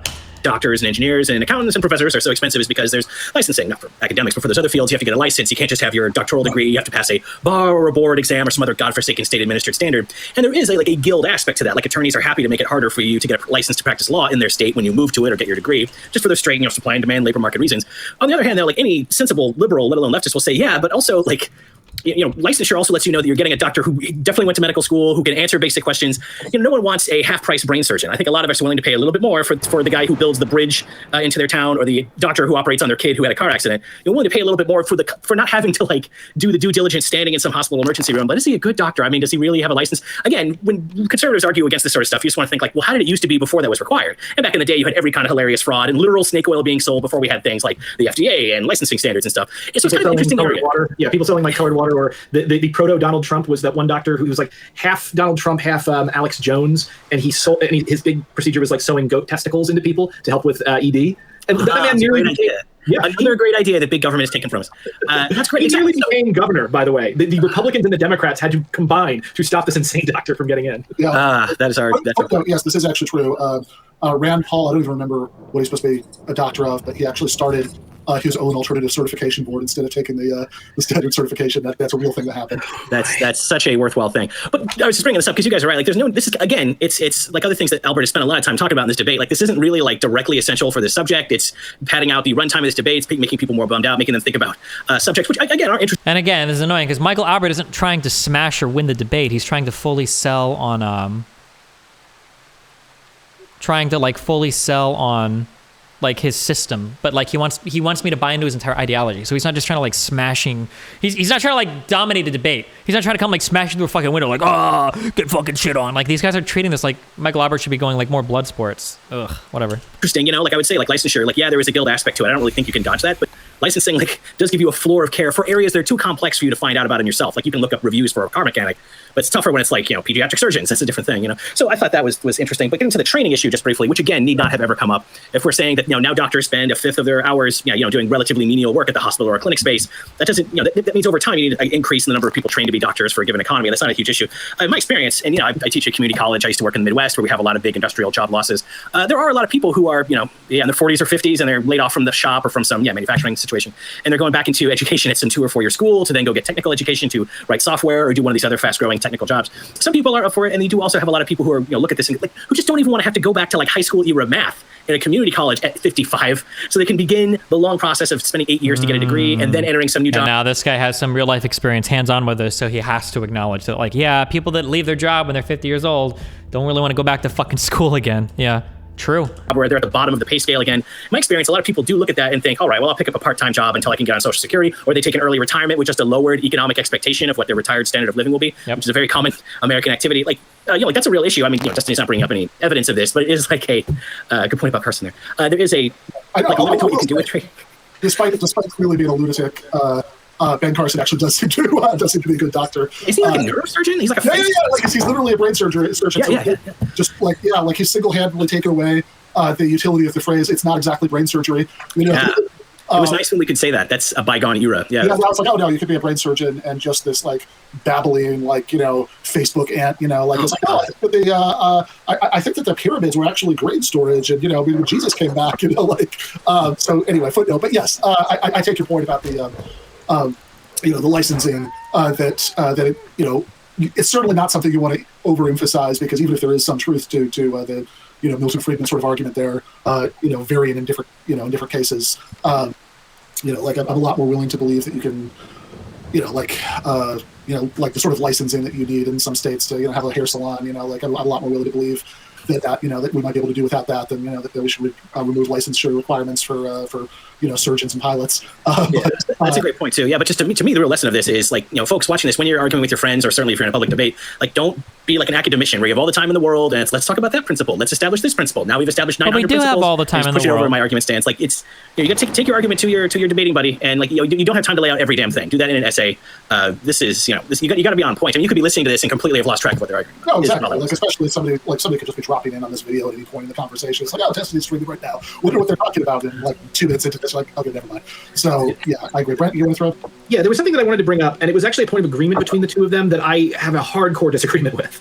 And it's the idea that the 20% of jobs are going to be worse for having to work in some of the work from the 80% of jobs. And, again, my dad is a doctor, and I've seen how he relates to his work and to this, and that's usually the example they use, so I can't help but put it in those terms. Yeah, my dad's a doctor, but honestly, I also get the sense that he just really wanted to manage a mom and pop grocery store. And also the idea that with these high stress, high prestige jobs like a lawyer or a doctor, that it wouldn't actually be a welcome break to do some other form of task, that the doctor, spends a lot of his time doctoring and away from the paperwork, and hopefully somebody else takes care of that. And then they spend some of their time cutting the grass outside the hospital. I know a ton of doctors who would love to do that, because that's what they do on the weekends. They go home and they get on their ride-on mower and cut the grass. So there's an aspect of zen to some of the less prestigious jobs. And I actually think that a rising tide lifts all boats. And I think to a certain extent, to break up these work and to make them slightly less hyper-specialized might help out everybody, as opposed to being sort of a cost-benefit analysis that I'm getting out of Destiny and Michael. Fair enough. I'm trying to think if I can. Is there an aspect of zen to some of the more menial jobs? That might be true. Sometimes when you're just annoying shit, you got to fight with management, blah blah blah blah blah. Sometimes it was nice to just step into the kitchen and cook for a little bit, or I'm just gonna go out and I'm gonna go take some orders because fuck this shit. Yeah, I can kind of see that. I don't know how much time I would spend doing it, and that's only on really stressful, really stupid days. I'm trying to think of casino days where there's just a lot of dumb management, corporate shit going on, and sometimes it's nice to just I'm just gonna go. You know what? I'm gonna be in the back for 20 minutes. I'm gonna go prep some food. Buy. I don't know. I can kind of see that. I can be a little bit warm to that. Yeah, no, I think that's an interesting point. I mean, of course, it depends on what the what the non-skilled tasks in the balanced job complex are. And also just the personality of the doctor. But I think there's probably some truth to that. Let's watch a little bit more. I don't know if that was like Remolding our 20% preferences scheduled. to get pleasure out of the technology. I think we should improvise a series of rude jokes to maintain people's attention until Ben gets back. Absolutely. In the stream. It's a feeling like trying to reach us and tell us to stop. Yeah. So you were talking earlier about economics and being less scientific than other soft sciences and definitely hard sciences. Now, the guy who actually convinced me to become an anarchist is a Econ PhD. And one of the things that he told me was that there is a field called behavioral economics that has been making like workable, testable laboratory models for years. Are you familiar with behavioral economics, and do you have the same feelings about that field, or is that was he maybe getting too excited about it? It's interesting. It's one of those. It's one of the areas of economics, which again has a big field with a lot of like really, really different approaches and conclusions than how it's portrayed when everyone calls it science. Yeah, it's one of those pieces that like at least is like taking a sort of empirical, like a sort of data gathering based approach. In my experience, it's kind of more constrained in what it looks at. It tends to be more like what specific things can get a consumer to do something. Like can we nudge people to making consumer decisions and stuff. It's all part of the weird world of economics, which you can learn more about in a book. Excellent. Are we ready to go, Ben? Yeah. That was very unintentional. But let's see if we can get back to where we were. So I was trying to listen on my AirPods, which was a mistake, because that cut it off from the main thing. So let's go. All right, tell me if this is before or after we cut off. delivers X sort of cheaper than its real cost and Y more expensive than its real cost. So we do change. Was that after we cut off or before? I was getting crazy reverb. Was anybody else getting that? I think that's just because we weren't muted in the very first moment. It sounded good after we muted ourselves. I think this is right about at that point, but I think we'd be okay from here. Okay, sorry about that. Change. Well, the market system is biased against dealing with the ecology. It is biased against providing collective goods. It is biased toward individual production and individual consumption. And we change our taste to fit that bias. Otherwise, we're miserable. So we make ourselves, over time, want stuff that's available. Balanced jobs aren't available. None of us want them. None of us think about them. It's nowhere near our consciousness, right? As you described. Real quick, because I understand the road we're down, and like I understand, I must agree to some level that whatever society you're born into is going to program you to some extent to prefer that society. That black people are less than white people, women are less than men, depending on what time period you're from, of course. And it can seem impossible to break free from that system if you're born into it. Even though now we have some historical perspective and we can see, well, those people were foolish, right? You're just saying that you are maybe 50 to 100 years ahead, looking back, saying, well, we're going to say that like a market economy right now is also a foolish idea that we're constrained to, and that's possible. It could entirely be possible. But the caution that I would say here is just because things have been bad in the past and were replaced by something else doesn't mean one that what we have right now is necessarily bad for any given reason, and that two that your replacement is either possible or remedies the problems given, right? I do agree that it is entirely possible that that even like my brain is so poisoned with neoclassical assumptions or our current like modes of production that I can't see a way out of it. It is possible, right? I can see that. But even if it is, like the replacement needs to be something that's possible. That I can suggest. I agree. Yeah, of course. It's incumbent on me to make that case. Of course, which is what you're trying to do. Yeah, or what you are doing. Briefly. Sure. Yeah, briefly. Yeah, of course. To not get so I think I understand how you would do a lot of jobs. I think we kind of understand this. Do you want to just so that we're not doing this for hours and hours tonight? Do you want to talk a little bit about how goods are doled out to households? I know that like part of this where economics does that. Do you want to go on? Or there's another part you want to go on, so you can do that. No, that's fine. That's the hardest part. It's hard to think about. When we were thinking about this, balanced job complexes, they're different, right? But and so in that sense, maybe it's hard, sort of outside the box, but it's not that complicated. And the same thing with equitable remuneration. But allocation is more difficult. I agree. I'm against central planning because it's authoritarian. I'm against central, not because it doesn't work. It can work, and in fact, most people don't realize this, but the economic literature in the United States totally acknowledges that central planning can work. It's for the population that it can't. But I don't like it anyway, right? To be clear, because it gives you authoritarianism and it robs self-management, so on and so forth. And coordinated class rules the working class. I don't like markets for a host of reasons. Sure. Just to be clear, when economists say that central planning can't work, it's not that central planning work. Yeah. Or if they say it kind of can't. But the problem isn't generally with central planning. It's the idea that when you try to centrally plan for too many variables, it becomes impossible to do so. So essentially planning like the population. That's exactly what actually economists in the United States have seriously investigated in a way that I wouldn't, because I don't want to make it work, because I don't like it at its best, because it's authoritarian and it's got class division and so on. But they investigated all sorts of mechanisms to build into the central planning to deal with these so-called information problems, and they feel that they have done a whole lot of that and succeeded in providing incentives to generate information, et cetera, et cetera. But I don't want to spend a lot of time on that because I don't care, right? The best conceivable central planning, which you may feel is impossible, but even if we say it is possible, I don't want it, right?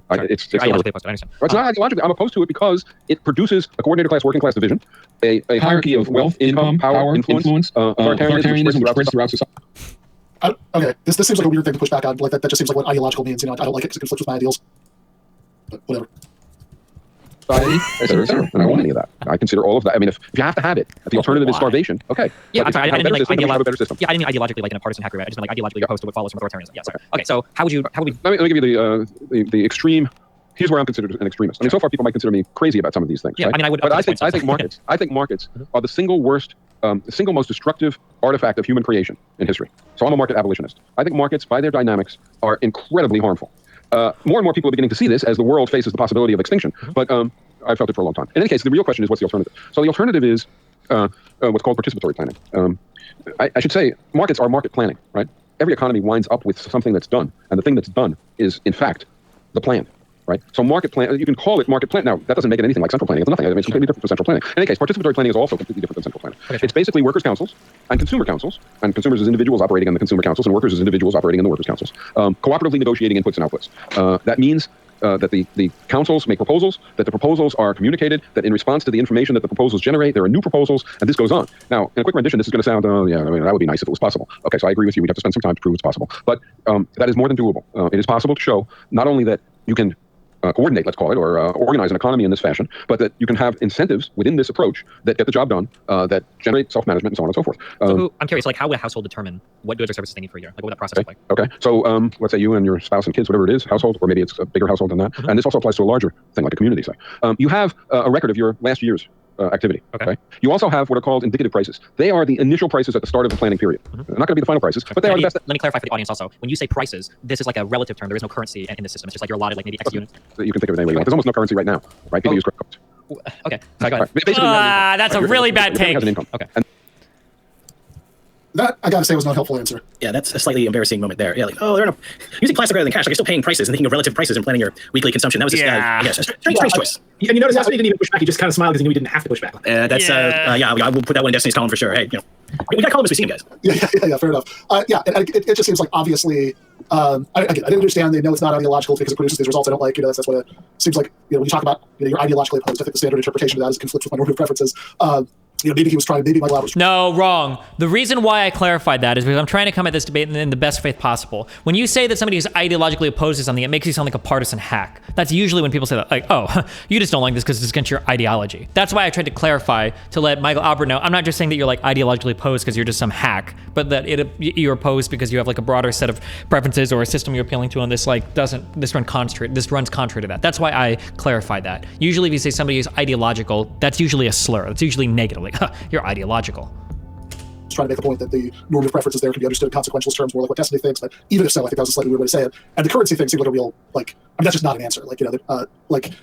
Obviously, what Destiny meant when he asked that question wasn't would people be using paper currency or writing checks or swiping credit cards. Obviously, what he meant is would they be using money? Right, that's the question, right? Like, are we just allotting units of, you can consume, your household can consume such and such amount of food, or is there currency, whether stored in debit cards or whatever, that you put quantities on, and you can pay for anything in a certain quantity of this thing, that seems like the question. And I have to say, I found this, this moment particularly frustrating because I'm a little unclear still. Like, this is always something I've actually been a little unclear about Paracon, and this was very unhelpful. It's very hard, me being a small c communist, as in, I would love to get to a classless, stateless, moneyless society. But like his bit about market abolitionism, I'm fine with getting rid of markets when we can, but like the overstatement of how bad markets are is, I feel like that's very much an unforced error. Like, markets have a number of drawbacks. One of the biggest ones being that they are inherently biased towards previous actors within said markets. So they will distort based upon what has happened in the past, or to put that more simply, monkey see, monkey do, which makes things like swarm technology superior to markets when it comes to that form of, artificial intelligence. And honestly, I'd be very interested to see a socialist breakdown by somebody who really understands swarm technology in a way to approach economic planning that is neither market-based nor centrally planned by a bureaucracy. But like, I feel like there's an emotional component. Like, I've argued with friggin' ANCAP since 2014, so someone brings up markets, there's a rage point there. But you can't let that emotional overstatement get in there and make you say something like it being one of the worst things we've ever developed. Like, we've developed nuclear weapons. I think markets are bad, and maybe they will doom us all in terms of global warming, but I don't think it's just markets in that sense. Yeah, this is some of the big stuff in socialist debate. Yeah, like what happens with markets and what role we want them to have. And I don't know, frankly, here I'd probably split the bill. Like, I'm not really what Albert says about markets being among the most destructive institutions in our history. I mean, there's a case to be made there, destroying all the species, melting the polar ice caps. Like, this is because of the big classic feature of markets, right? You're looking at you're paying for the product or service. You're not thinking about like all the side effects of your big transactions, what they call the externalities, right? And there's different ways of trying to deal with that through reforms and through different visions of markets being put in a more like holistic framework under a socialist system. Like, a lot of socialists will say they're willing to accept markets on a very limited scale with rough equality of consumer incomes for like consumer goods, for stuff like clothes and food and bars and experiences, because there's so much variety and people really value that compared to areas like internet data service or oil refinery, stuff like that, where there's not a huge amount of variety. People just want the basic options and for the services to work. So to me, I feel like it's a legitimately debatable area what role we want markets to have, and especially issues like price. Maybe future socialist system, we have like rough equality of income, so markets aren't going to be hilariously lopsided like they are today, where so many people can't get their basic medical needs met. But if you're a billionaire, you can get a facelift for millions of dollars and have a very easy time finding a market that will cater to your needs. So these are like legitimately like debatable issues, though. But it's always interesting. So I see someone debating like across a big ideological divide, like with some liberal market favoring person versus some kind of socialist or leftist. To me, you're usually supposed to be arguing about like the big divide rather than like the intramural, intra-left debates. And not to say they should never be brought up. Why would anything not be brought up? But to me, this is again, a little bit of a choice like sort of the same way that it's weird that there's so much time spent on balanced job complexes. Because if you're arguing with somebody who doesn't even agree with you that that we should do away with capitalist ownership, that we should have workers' control. It's a little weird to spend that much time talking about your sort of the long scenic tour to your view about exactly how job tasks should be distributed, in future democratic workplaces. Since before you even get to that debate, you have to agree that we should socialize those workplaces in the first place, take them out of the hands of their current owners. Yeah, I feel like some of the big stuff's just not coming up. I mean, I guess maybe Michael's there to defend Party Econ specifically. Maybe that's why he's kind of bringing in these very specific ways of looking at some of these issues. Maybe we should give him that much slack. Yeah, I'll just add, by the way, with Destiny. So 2 things here. One that I'm very surprised of is he really hasn't hit back very much. I haven't seen him attempting to really poke a lot of holes. He's kind of thrown up a couple of objections. And this is really interesting because when I was on Destiny's stream, and also when he was reacting to this stream, he mentioned that he didn't seem to think of this as a debate as much as more a discussion, which is weird because yes, he said debate on his channel. And this is Destiny's YouTube channel, Socialism versus Capital, Destiny. Yeah. So clearly it's being framed as a debate. But I got the yeah, but I really haven't seen Destiny push back on a lot of this stuff, even when there are the unforced errors. So I don't know if it's waiting or Jesus. Yeah, I think a little bit that I did see before for the or push back on a lot of this stuff, even when there are the unforced errors. So I don't know if it's waiting or what is happening? Yeah, I think a little bit that I did see before for the end of it, he maybe does get a little bit more aggressive, but you're right, the pushback has been fairly light. But yeah, I think on the market point, like there is. So I think there are 2 questions that Brett usefully separated before. One of them is whether you should see a totally marketless form of socialism as a sort of normative endpoint goal, and the other is whether is whether you think that we entirely know how to implement that goal, or maybe even whether you're confident that we'll ever get all the way there. And I think that is a useful thing to separate, right? So like that's the approach, like my boy Econ takes in this book, Why Socialism.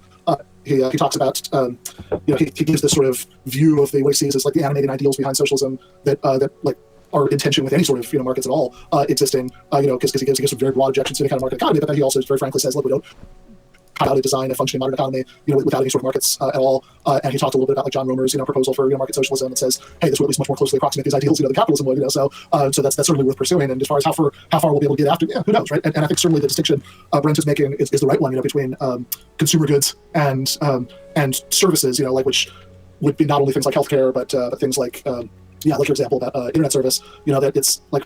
Certainly, at least if you're talking about the kind of people who exist right now, and maybe someday in the far future we have people with totally different preferences, new socialist man or whatever. But certainly the kind of people that would be living under socialism initially, because they're the same kind of people who live right now. Most of us do care about like it matters to us what kinds of goods we're consuming in these consumer market areas. We're very invested in like a lot of like very fine grained differences between different products. I'd be very upset, if I want Ardbeg and I get Jim Beam, that's very upsetting. You and I should discuss bourbon sometime because I'd be interested in your opinions on good bourbon. I think Basil Hayden and Booker's are the two that I really like there. But whereas when it comes to like internet service, like literally, I think even right now, people who exist in this society, this second, you'd be a really weird person if you had specific preferences or you gave a shit about the difference between different providers. All you want is for it to work and for it to be reasonably fast. That's it, right? All you want out of healthcare is that you get the medicine that you need and you don't have to wait around forever for it. I think, and this is an important distinction. Like this is the point that Lee Phillips and Mikhail Wierzbowski make at the end of People's Republic of Walmart. Which is that there are things that there are things that are that we already know how to plan efficiently, and there are things that we don't already know how to plan efficiently. And they do agree that we have to at least, market socialism has to at least be a starting point. Technology gets better when we figure out more things. But and there are even things that maybe it would be very nice to have to be planned because they're very important. They meet important human needs that maybe we don't entirely know how to plan effectively. So, like they mentioned, food production is an obvious case of that. But that's also where you had like the biggest disasters of kind of authoritarian state socialism that existed in the 20th century. Was with regard to food production. So that one might be one that you'd be like very rationally cautious, about taking out of the market. But certainly, look, even if it's very important to people that they have the sort of choice that's most easily enabled by consumer markets, and I also know it's easy sometimes for radicals to be very dismissive of that, as like, whatever, like it's that important that people have 100 kinds of toothpaste, to pick between. And of course, that maybe isn't important. But I would also point to the existence of countries like the Soviet Union, where the frustration of Soviet citizens as consumers were a big part of mass dissatisfaction with those systems, and a big part of why so many working class people were completely willing to, see those systems collapse and not, fight to preserve them. So I think this is something that we ignore or trivialize, at our peril. So yeah, maybe those consumer markets, that's where those coordination problems, are most significant. But with but that's certainly at the very least that doesn't mean that there isn't lots of shit that we currently in the society that we live in that we currently have to just currently treat as commodities that we stress out all the time about our access to, that we worry about paying the bills, etc. That couldn't be or shouldn't be decommodified even in the kind of socialism that we can have like now, like 5 days after capitalism. What's really interesting, because you mentioned like the new socialist man, you remember like everybody in like the 1930s with the new Soviet man, people's preferences being retrained. So I have some interesting experience in this, in that I'm an Appalachian Trail 2,000 miler, so I've walked all 2,200 miles of the Appalachian Trail from Maine to Georgia. And one of the things that I found what was really interesting there was that once like through hikers on the AT brag about how little they have and would have like competitions to try to have less, but also would get like really particular about our brand of stove versus someone else's design. And I think in a non-market economy, you can still have that really fun sort of specificity and game of one-upsmanship that we see with capitalism, but you don't need 100 brands of toothpaste because that's insane.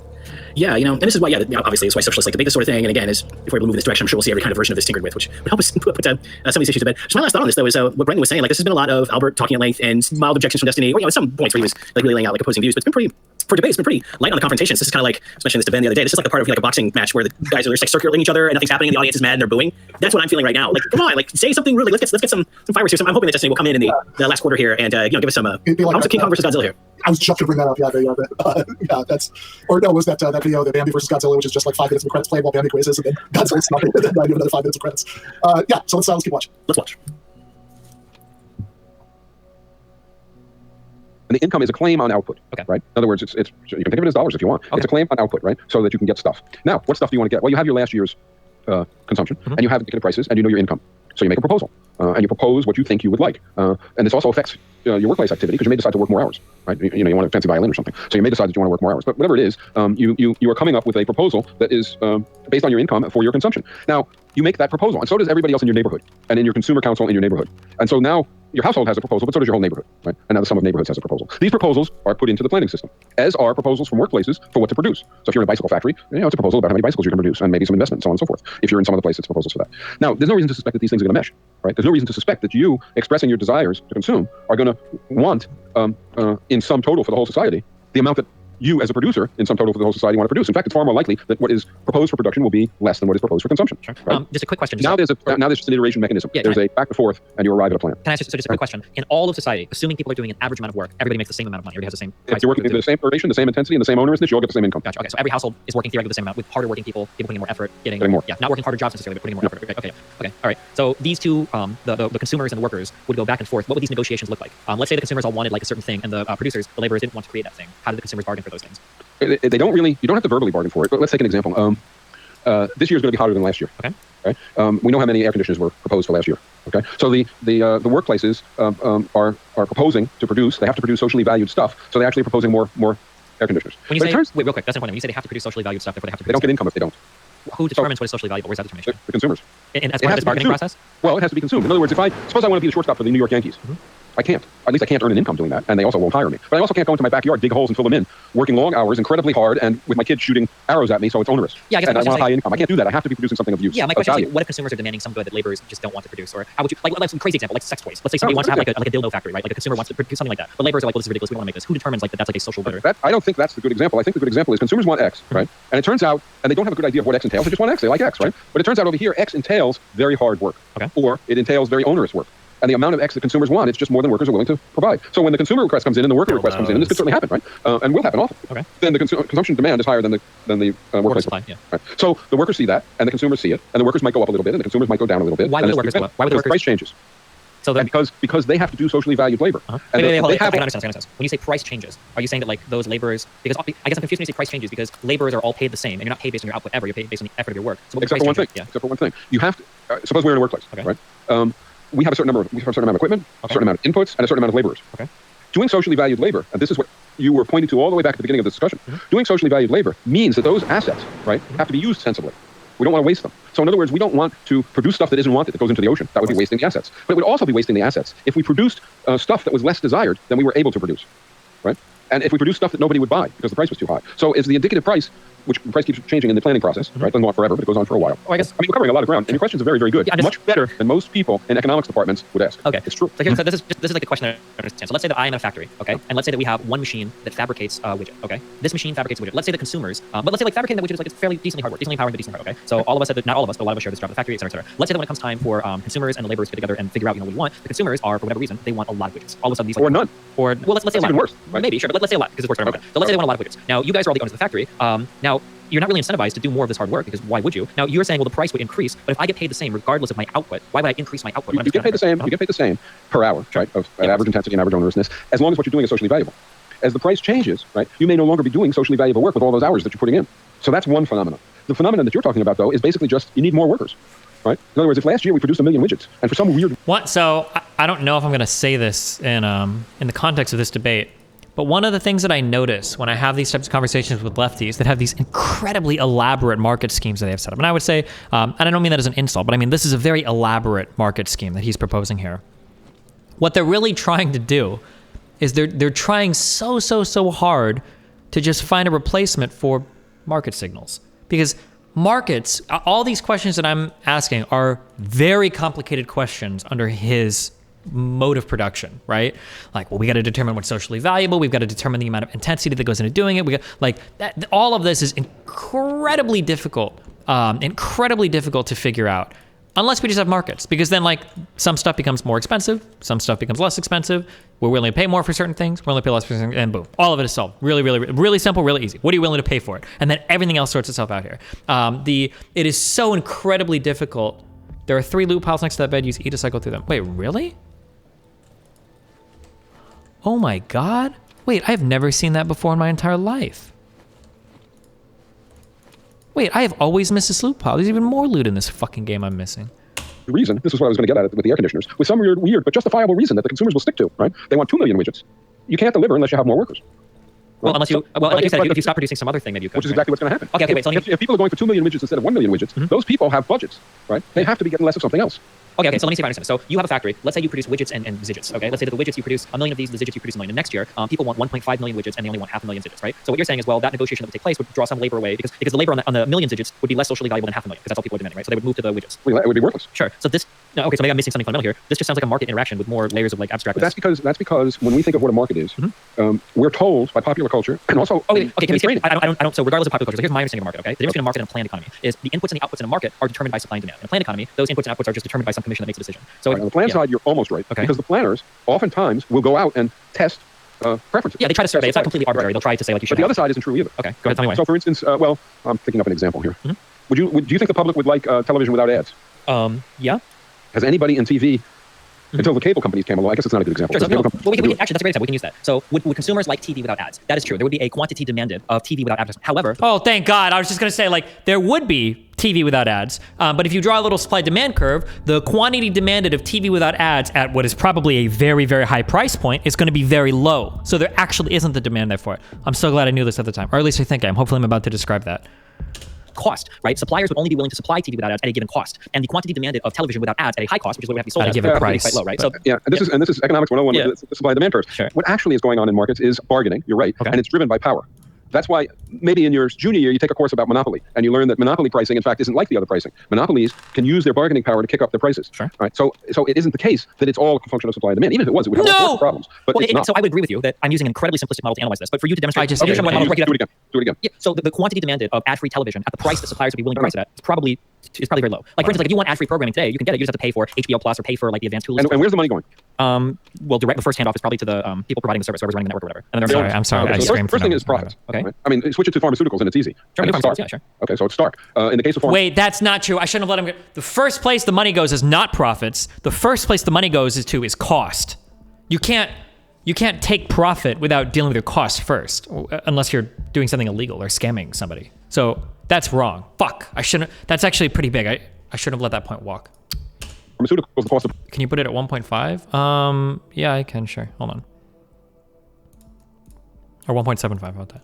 Production is nearly zero, and the relatively speaking, and the gigantic cost of sales is because they have bargaining power and they can jack up the prices. They do. I disagree. And then the income goes to profits. I disagree with that. The cost of production is illusory in pharmaceuticals because the production has to take into account the high cost of research and development, right? That's what like the marginal cost. Much of which is paid for outside the pharmaceutical industry. Oh no, that's not true. Look, here we're just going to disagree. Yeah, the bottom line is, do the pharmaceutical.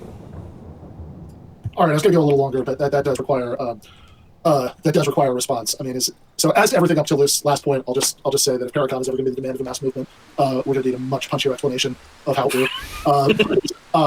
But on this last point, Destiny is just wrong, and Albert is totally right that like I mentioned the Wojcicki and Phillips book earlier, People's Republic of Walmart. They've got some pretty astonishing stats on this, and what point? The vast majority of genuinely new drugs, so NMEs, new molecular entities, are produced by the public sector. No. I know what they're going to say. This is just wrong. The majority of research is publicly funded, yes, but public research does not fund generally the discovery of drugs. Now, it's cool if you as a biologist discover that, like, oh my god, like this enzyme interacts with this thing in this particular way, or this hormone will produce this effect in the body, maybe.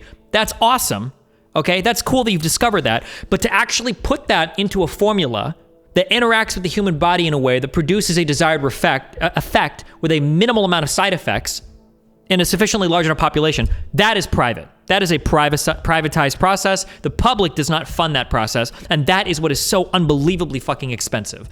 That is, people parrot this point a lot. They're like, oh, most drug funding is public. Bullshit. A lot of medical research might be public, but actually bringing the drug to market requires a lot of public funding. Or, I'm sorry, requires a lot of private funding. Fuck. They're gonna just own me on that point, because the vast majority of public research the vast majority of medical research is public, but that's not relevant to bringing a drug to market, really. Like at things like public university, labs or the National Institutes of Health, there are like most of what the sort of research that's directly being done by pharmaceutical companies, as opposed to them just enclosing the profits from public sector research, is just coming up with small variations. Wrong. That is so wrong. The new thing. And in fact, it's a huge problem, right? That, like, I think Phil Swiderski make a really good point there, that like the kinds of things that there's the most market incentive to come up with new drugs for, oftentimes don't really align with with like the biggest needs, especially the biggest sort of easily predictable medium-term needs. So like with antibiotics, especially, like this is something that could get like very scary very soon, because there's, like, if you want to not have to start like amputating a bunch of limbs like it's the 18th century again, like you do need to keep up, with. Are you planning on chatting with them after if they want me to? I feel like they're not gonna want me to. He said last time I would, but if he messages me or does anything, I will. But I don't know if they want to or not. It signals mostly favor researching things that people will continue to need over and over and over again, rather than just some antibiotic that like you take and then it's done.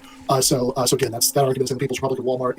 I don't know if I'm doing it justice here, but vaccines are the same way. There's not a lot of money in developing a vaccine most of the time. Yeah, which by the way is why, like, in order for us to get the COVID vaccine as quickly as we did, like that's why there was massive state involvement in making that happen. Although ultimately the other companies are going to get are going to make a lot of money off of it in the long term. But it's not at all clear that just like what does he mean by massive state involvement? I'm pretty sure it was private companies that did the research for that. Even the company that worked with the Pfizer company, right?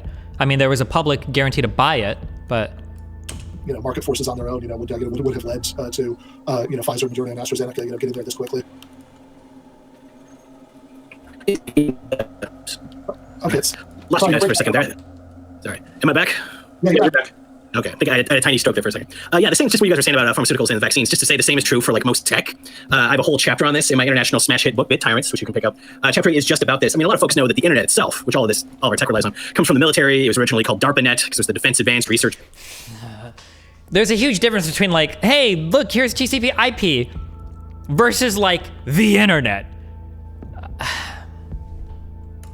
Projects Administration Network, DARPA is the Pentagon's research arm, and they, along with some of the universities, developed the early internet, and then through the National Science Foundation, gradually handed it off to the private sector in the early 90s. The really ugly privatization story you can read about in that book. But also, even like the mobile technology that's actually in your phone, like the antenna systems, the fancy multi-touch screen itself, it mostly comes from public sector research or research funded directly through the NSF or some other public body. Research is expensive, and you never know if you're going to discover something that ever cures a disease or lets you do something with your phone. So it's very difficult for a near-term, profit-obsessed capitalist entity like a corporation to justify that very expensive, uncertain long-term investment when your competitors are pouring money into lowering prices or slick ads or something and put you out of business. So there's a reason why the state sector, whether the military or someone else, tends to lead on this. The best, I would say, book on this actually is Maria Mazzucato's book on the entrepreneurial state, which looks at drugs and green energy, and I stole a lot of the stuff about mobile tech from her. A very, very, very worthwhile book, easy to read. You will be smarter than idiots you debate with if you pick it up. And if you don't feel like reading a book, let me say, just on the Current Affairs YouTube channel, I have a video I did about the iPhone and why the relentless flood of right-wing memes from idiots saying, oh, you don't like capitalism, and yet you post from a smartphone. Like these ridiculously dumb, repetitive arguments based in the opposite of the record. And you can watch that in that video or check out this. Yeah, in fact, you could, with at least equal justice, say, "Oh, curious, you don't like state economic planning that you yet use the internet."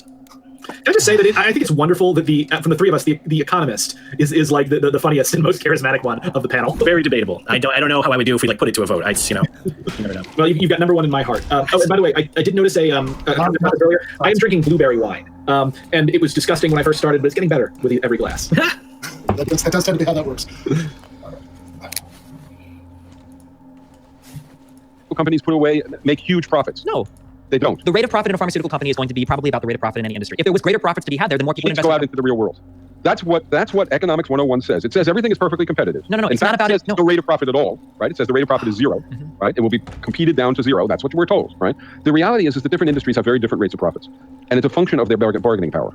Okay, here's a question. If the rate of the pharmaceutical company's profit was so high, why wouldn't every single capital investor just run there and Because barriers to entry are high. No, there's not. Anybody can go and trade stocks right now. Pharmaceutical companies they want. Anybody can go into an open market and buy Which those stocks? Yeah, but why wouldn't the price of those stocks and dividends or whatever be driven up and up and up and up until the company has no more money left to distribute? Like at some point, like you can't have these companies. I have to admit, I don't know. I have never understood and I don't understand the stock market, so I'm very hesitant. Well, capital markets are a pretty important part of the profitability of like major publicly traded companies. A lot of what I focus on isn't existing companies and existing relations, right? I think those are so horrendous that putting my time into proving that they're horrendous isn't worth much because it's totally obvious. The income distribution in the United States is so incredibly skewed, so incredibly distorted that 4 or 5 people own as much as half the population. This ain't it, Chief. It doesn't matter how we tweak it. Ain't it, Chief? So it doesn't matter how we tweak it. The violence to the ecology is disgusting, et cetera, et cetera. So I try and focus on the alternative because I think you're right. You're right that we will never get anything else if we can't make a case that an alternative which looks better is also possible. Sure, I understand. Okay, just for the record, I feel like I'm being like pretty fair in this conversation. I'm trying to. You told me in one hand, you told me to go into the real world and analyze things, and on the other hand, we're talking about rate of profits, and you don't care at all about capital markets. Like these two things are like. But I do. If you look at the income of the owners of pharmaceutical companies and out in the world, I will predict that they are hugely wealthy. Of course. Okay? And that they're hugely wealthy, not like, gigantic wealth, because their bargaining power allows them to jack up the prices of medicines to people who have no choice but to try and get them. Okay. All right, well, let's move back to the how households figure out like So the problem that I had was it sounded like we were getting a description of a sort of market economy with more layers of bureaucracy kind of in between. That if consumers are demanding more of a product and less of another, that producers will produce more of a product and less of another. That almost sounds like a market signal, but we're communicating these things not via currency directly, but between like councils that we've placed in between these institutions. Why is that superior? It's superior. A part of what you just said I think is true. Okay. That is to say, markets are communicating and participatory planning is communicating. True. And markets are facilitating decisions and participatory planning is facilitating decisions. True. And they're doing it in light of some kind of an estimate of costs and benefits. True. Markets don't measure costs and benefits properly. Not even remote. So we have to ask what you mean by cost and benefit now. What do you mean by that? Let's take the cost of production of a cigarette. Okay. And production and consumption. Why didn't you push really, really hard back on that? Because that would have been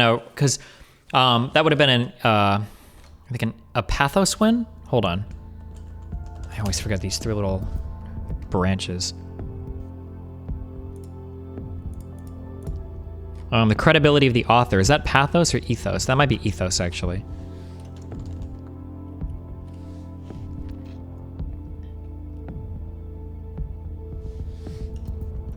Like, yeah, ethos is credibility. That would have just been attacking the credibility of the author. It wouldn't have really gotten us anywhere in the conversation. If he doesn't understand capital markets, he doesn't understand capital markets. There's no point in, like, drilling him on that. Like, there's nothing to be had there unless I'm just looking for a debate on.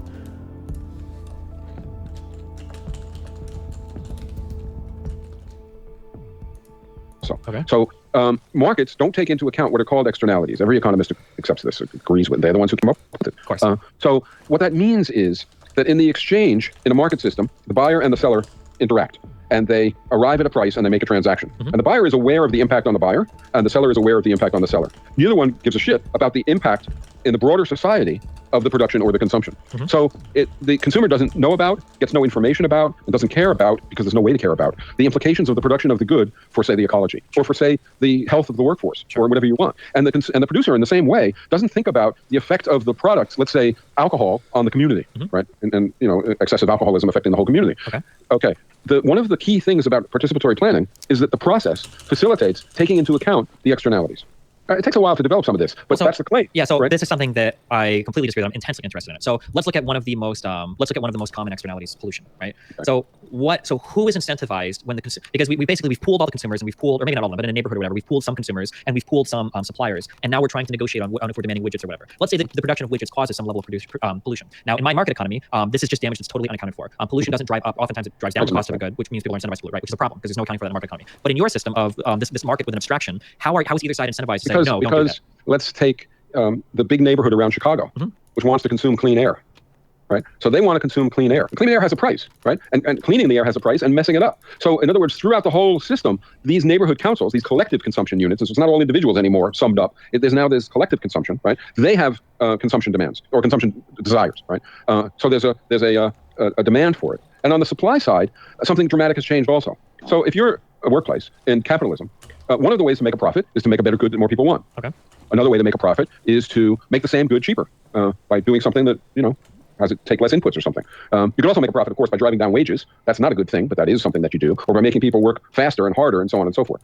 Okay, so in a participatory economy, the first two ways exist. The last way is pretty much gone because the workers are in charge and are not going to exploit themselves. But in capitalism, another way to make a profit is to dump costs off onto society, right? So in other words, if you can have your workplace have some of its costs, or even a lot of its costs, right, dumped off onto society, instead of you paying those costs, what you're going kind to of make more costs are you profit. talking about here? Pollution. Now this is what pollution is. Okay. So in other words, if you're producing, you said the widget involves some pollution. Well, you can produce the widget with less pollution, but that's expensive. If you produce it with pollution and you don't cut back the pollution, that's less expensive. Society pays the price. In fact, if you can lower your cost of production, right, by increasing pollution, that will increase your profits. So there are all sorts of pernicious effects. But these same of this incentives, externality these same problem. incentives still arguably exist in your system, though. Let's say that let's say that I've got a factory that's producing 1 million widgets, and my consumers now, when they come to negotiate, they want 1 million more widgets, and we'll say, oh, well, they just want 1 million more widgets. Maybe there's a way to double the production of widgets using a more pollution-heavy process. Why wouldn't the workers opt for that over doing more work? Why would they? Because it's easier to do than the alternative. Wait a minute. What? Remember we agreed that the workers are going to get their income for doing socially valuable labor and for the duration, intensity, and onerousness. Sure, but Okay? we still So they agree can't- that, that workers would want to do, I say, easier work over harder work. Like, no worker wants to work like super hard, grueling tasks. Well, you get more income for hard. Remember, you get paid for that. No, wait, no, you don't. You said you get more income paid for effort and for hours work, not for harder work. No, I did. Onerousness.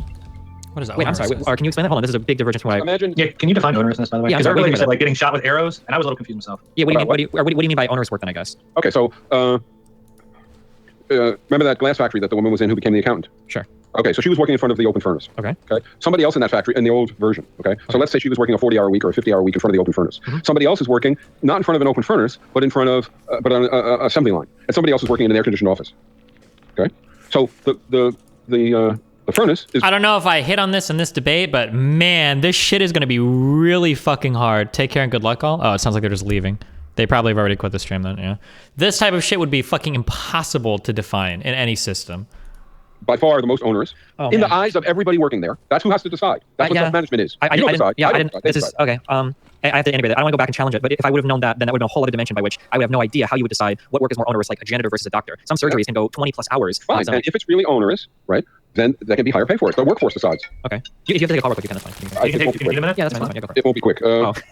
Well, it seems like your answer's really quick. Well, it's I'm really just kidding. difficult. It's coming from somebody who's in assisted living. Okay, gotcha. And she's probably having trouble with her TV or something right now, and she wants help. Oh. Do you want to wrap things up here? We're at 2.5 hours. We can go longer. It's up to you. It's 11:30. It could go on forever. Yeah. We can always do this another time, or Destiny can Maybe we should digest this. Yeah, sure. Then come back. Then if you want to. Okay. Sure. Did you say there were questions that came in? Were there? I was going to ask if anybody has some questions. Does anybody want to get a question or two here at the end? How are you doing that? There's a chat that I can see. This is streaming on YouTube live right now, so there's a Oh, chat. it's a chat. I see. Yeah, it's just a text chat. But if you have to go, it's okay. All right. So it's fine with me. I'm happy to do this again if you want. Yeah. And to address other issues, whatever you want to address. It's certainly okay with me. But it would be a little easier now if I could call that person back. Yeah, that's fine. Yeah. We'll just wrap it up here. I think it was a good stream. There's a lot to get into, so we can host another one soon. It's fine. Sure. All right. Well, thank you very much for having me. I really do appreciate it. Yeah, I appreciate the conversation. Can I get a plug? Yeah, go ahead. Plug. There's a podcast called Revolution Z. Obviously, the people who listen to you know all about podcasts and are into listening. And maybe some of them would like to take a look at that podcast, which addresses issues like this and all sorts of related issues, the election and vision and for families and for economy and for politics and so on and so forth. Stupid. I guess you can just find a podcast easily. I'm not very good at this stuff, I have to tell you honestly. But I guess if you look up Revolution Z on Apple Podcasts and on the various other platforms, you just find it. So if people would do that, that would be great. Yeah, if everybody can go check out Revolution Z. I will share that on Twitter, and then I'll also put it in the video description for this when it goes up on the channel. Can you send me a link to this so I can put it on ZNet? Yeah, I'll email you a link to this, and you can download it and do whatever you want with it. Do you shorten them? I mean, are you really going to use 2.5 hours? We'll throw the whole thing up. Maybe we'll take clips out of it, but the whole thing will be put up. So you don't spend a lot of time editing it. Probably not this. People will listen to it. The people just turn it on while they do the dishes or something. Yeah, the long form content is a lot more. And then they'll start throwing the dishes. I think people are gonna like this one. It went well. Okay. I thank you. I hope so. I hope it was useful. And Yeah, I appreciate it. Thank you, Michael. Thanks so Okay, much. thank you. Thank you too, Steven. Thanks a lot. All right, we'll close it out here. Okay, We made it. we got to the end. This is a little funny because so often when we do these, we're we're watching some like formal debate. So like the cutoff is like when this is the part where Christopher Hitchens and William Lane Craig have finished their closing statements and now they're going to go to Q&A and we won't watch that part. But here because it's just it's a Twitch it's like a Twitch stream YouTube video, so it's so yeah it peters out just like the strange way at the end there. It's like he needs to call his friend back, but. I want to so Rob, your image was gone for a minute. You said you think you can hear everything. So I wanted to get your thoughts about the stock market part because clearly, whatever's true about the substance of it, right? I mean, clearly, just rhetorically, that's the part that made Albert look the worst. It's pretty bad, and I mean, I've seen worse, but I feel like that does tend to reflect, finance and just economics in general tends to be an area where people don't want to bone up as much as they might perhaps on stuff that's more like immediately gripping parts of like the political discourse. So it's sort of a type, But in the stock market, like this is a common thing people struggle with. It's supposed to be the capital market, the financial markets, where people divert all the liquid wealth that exists in all the savings accounts and bank accounts across the land and people's investment portfolios of wealthy households and decide what kind of businesses and they're going to direct all that capital to and invest in. It's a simple enough thing on its own, but of course, like the obvious criticism of that the leftists have is that what it really tends to be is just a way of the financial sector ludicrously enriching itself. Like the amount of capital that's invested via the stock market is very small compared to like the overall volume of trade, certainly. So like because of that just basic disconnection though, and the fact that these companies use their profits for stock buybacks, which just benefits shareholders, rather than doing the investment that capital markets are supposed to do, I think that makes leftists just kind of like, God, let me at this guy, please. Please let me at him. skeptical towards any kind of, makes people not want to engage and understand finance. And so like this is a kind of, it's an avoidable trip up. You can learn about this. There's lots of leftist good books on finance. Debaters, you don't have to have this happen to you. Doug Henwood's book, Wall Street, it's a little dated. It's still like very, very good. Actually, I'm not sure if it's still in print. You can get a copy. Do that, And the other economics that came up, just to throw this in too, which I enjoyed, they did get the externalities, which I appreciate. Yeah, I mean, that's fine. The last bit was when they were looking at drugs and the cost of drugs, things like that, they have a very low cost of physically making the units. We call that a low marginal cost. So these are artificially scarce goods. It's true that all the cost of those things is in the research. We call those the first copy costs. Once you've designed the drug or the vaccine or shot the movie or made the software, making copies so you can download them is almost costless. Like the cost is about zero, energy cost and server space, which are relatively cheap. But the fact is that we already discussed, like this research tends to come from the public sector in the first place. So people want to use that to justify high drug costs without those profits. Whenever research leads that first copy. But as soon as you look at the history of this stuff, from vaccines to tech, like the argument is accurate, but it's just irrelevant because the companies don't do that research. That's why I thought of the economics of it. I also have general thoughts about the debate. Yeah, so I did also want to circle back to the specific argument, which I mean, like in terms of Albert's larger argument, I'm actually not sure. This is another thing where I'm not sure he needed to die this particular hill anyway, But yeah, right. But he was saying that like pharmaceutical companies are insanely profitable, and Destiny's objection seemed to be, and make sure I get this right, that they have they must not be that much more profitable than any other industry, or else like everybody who buys stocks, would be buying would be buying pharma stocks. I think I'm reproducing that accurately. Yeah, that's about what I heard. Yeah. Well, I mean, this is just goofy. I mean, pharmaceutical firms are among the most profitable of all the industries, including finance and big tech, like and insurance, like other hyper profitable industries. Like this is kind of a thing. And I think Albert actually did get to this. He said, the formal economics says that because you can invest your money anywhere, you tend to get uniform rates of profit. They tend to converge because all the other abstract crap that's built into our supply and demand model, which we don't need to get to. The reality is, like, what I always tell my students is markets aren't all the same. Like they're part of a market capitalist system, which we can talk about. But markets are really different one from another. And some, for example, markets have huge, all-powerful dominant firms, and some have a huge variety of little guys. Other industries are hyper profitable, and pharmaceuticals, is notorious for the amount of money they create because it comes from such clear human cruelty. Like there are more profitable industries than drugs. We mentioned tech and financial markets. What a horrible fucking argument. Oh my god. Like that too. Often people would say these are rentier industries. They're using monopoly power or financial intermediary power, and that's getting into the economy slightly there. But the fact is, like, those stocks are among the higher priced categories in the asset class of corporate equities. Like they are hyper valuable. I think Econ 101, like Albert said, makes people think like, oh, well, stocks and companies are equally expensive and valuable. Like they're not. They have hugely different earnings, and their stocks are usually proportionate to that. Like corporate stocks tend to trade at what they call a P ratio, a price to earnings ratio. Usually the earnings are like less. Yeah, that's what I was going to ask about because it seems like maybe this is just too simple-minded and I'm missing something about how financial markets work, or maybe Destiny is. But I would think that the obvious response to like if some industries are much more clearly some industries are much more profitable than others. That's just true, right? So the rate of profit is much higher. But I think the obvious response to why doesn't everybody who buys stocks why doesn't everybody buy stocks in the more profitable ones is that stocks in the more profitable companies are going to trade at a higher cost. It's more expensive. No, asset managers though can do different allocations inside of their own funds though, where they do have a lot more like capital available to change the diversification inside their particular funds. No, there might. Where are they at? They already quit their stream, didn't they? I know they quit their stream. The reality is that if all these pharmaceutical companies were so outrageously fucking expensive, like everybody would be rushing to invest in these companies until eventually like the rate of profitization would fall. Privatization? I don't know if it's a word. Like the profits would become roughly equal. Now, I've tried to look this up in the past, but like it seems like a lot of the research, so like I just tried to Google something, and this is saying like, well, the 35 top pharmaceutical companies outperformed, the other top whatever companies. Sure, that's not that surprising though, because I'm willing to bet that there's probably a higher rate of failure in the pharmaceutical industry as well. So if you pick only a few survivors, that's like saying I invested in 1,000 companies to do research on ESP, and only one company found a true psychic. And now if I just go by that one successful company, it was wildly more profitable than other industries. Well, of course, but what about the 999 companies that failed, right? Like, I think that the term we're looking for here is called risk-adjusted profits. Pharmaceutical companies might be more profitable when you just look at what's at the top, but my guess is going to be that the risk-adjusted profit, meaning what is the likelihood of you making a profit based on the risk of that industry, is probably going to be roughly equivalent. Now, I'm sure things aren't perfect, but it's probably going to be roughly equivalent to what everything else is. Some things that you do in life are insanely profitable. Pulling the handle on a slot machine, if you hit a win, is insanely fucking profitable, but the risk-adjusted profit is actually negative. There is no price. It's a negative profit. Loss. You're just suffering a loss on every single pull, even if one individual one is good, right? So risk adjustment profits are important, right? Yeah, exactly. And this is why stock prices go up after big profit reports. Like every quarter, publicly traded companies have to report their profitability, and they do big earnings calls with big investors and shit. If a company announces a surprisingly profitable quarter, like broadly, you see every kind of thing day to day, but broadly their price of that stock is going to go up, reflecting the fact that stock is a piece of ownership of the company, and you get a piece of its profit. Profit goes up, more valuable, more people buy it, and the price does go up. Like what Destiny described does happen. I think Destiny was just speaking sloppily there, or maybe unclearly. Yeah, it could be that he had a better point in mind. It just came out in a weird way. But yeah, he might have been rushing through it, I think. But that is the dynamic. And yeah, you look at industries like food service or retail, they have much lower profitability levels, or trucking, stuff like that. This is the type of stuff you learn about if you read industry analysis and learn about one industry and how it works and who's in charge and how rich it is. No one does that anywhere, but you can do it. Yeah, so this also does sort of underscore why I think that was such an unforced error for Michael Albert, because this really doesn't seem like an argument where he had even if Albert is feeling self-conscious of the discussion about not knowing more about how capital markets work, despite being a critic of capitalism, and whatever. I mean, points for the moment of points for being humble about it and not pretending he doesn't know more than he does, I guess. But also, there's a virtue there, right? Bluffing can be worse. It's true. Yeah, but Particularly also, in the long run. But also, you don't need to have, I think, a very deep knowledge of how capital markets work to get, you're going to get more, sure, the more profitable stocks are going to be more expensive to buy, and that's why not everybody who does this buys them. That seems like a sort of first chapter of the Econ 101 textbook sort of insight. I would agree with that. We just kind of went through it here in 90 seconds or so. I talk fast, but still, that's a pretty, that's not a big deal. Albert does bill himself as an economist sometimes, on books and stuff. I don't think as I recall in his memoir, I think he refers to not finishing the doctoral program that he was in for econ. He's obviously very knowledgeable about it, but that doesn't mean you're right. We should be able to expect him to be able to handle that. That's not much of a follow-up, No, it's not. And again, the thing that he would have needed to say on this point is something that you clearly don't need to complete a PhD in economics to say that. So that's maybe whatever. It might have had something to do with how Destiny phrased it, because he seemed to phrase it as though he had some knowledge of the pharmaceutical markets, that people weren't running to throw a bunch of money at them, that they weren't this hugely profitable stock. And I think Albert might have just kind of decided to just run with that. And basically there was an unstated assumption that Albert seemed to take for granted. And that might have informed his response. I think it probably was because he was talking from a position of somewhat ignorance on this specific issue. Yeah, we've all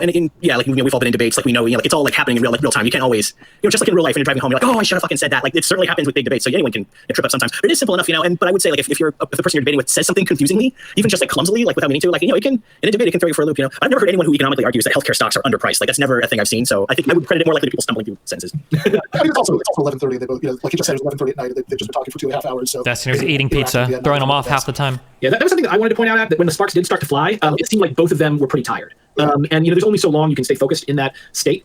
So I think that overall, to critique Destiny's and both of their overall rhetoric in this debate, don't wait until that late in the debate to start pushing back against what you're going to say. You're not going to have the ability to do it. You need to be pushing back, at least from the 50% mark, if you're trying to listen and let them set things up. It really seemed like Albert controlled this debate from the very beginning to the very end. Yeah, I think that gets to something I was saying here, sort of a broad impression of this is Albert definitely dominated. I think he dominated by volume, which I like Michael Albert, but that's somewhat characteristic of his online debates. Because if people are debating, the online posts, he'll debate he'll take paragraph by paragraph with huge responding paragraphs that are much larger. And again, I tend to like most of the things he says economically, but that's a pretty there's an argument of exhaustion that you can do. And normally it's something that's more online where there's no limits to the content. But here, who can fail to love Michael's sweet boomer pre-internet sensibility? You're not going to edit this at all. People just listen to the entire boring conversation. Oh, Mike, it's the podcast era. That's a huge amount. Certainly quality podcasts are edited. But. And at the end, when he's talking, there's a podcast. I guess people listening to this know what a podcast is. And the fact that his phone was ringing, he didn't mute it. Oh my God, just was ringing, just fully ringing. Anyone could have ringing a lot. It was just ongoing. You can forget to turn your ringer off, but that was ringing for a minute. It went for some time. That was for some time there. And so that was sort of my bigger issue with this debate. It was argument through volume. I think it worked out for Michael here. Destiny never got a word in edgewise. And Brenton just mentioned, at the very, very, very never got a word in edgewise. He was making the positive arguments. Of course, he's going to be talking more. The way that any of this conversation is going to work is he's going to present his system. I'm going to give a challenge. He's going to give a response. I'm going to give a challenge. He's going to give a response. Then we're going to move on to the next point. He's going to present his system. Then I'm going to give a challenge, response, challenge. He's out by, of course. What is this? What is this analysis? The end. He said, "Oh, if I had known what you said, I would have objected. Was that not 3 hours ago?" Because he used onerousness. This, to me, the thing you say against Albert in this is that his speaking style and his debate style is just pure academician. It's every possible objection and discursion we went down in this, drug prices, every single one of these detours we mentioned already.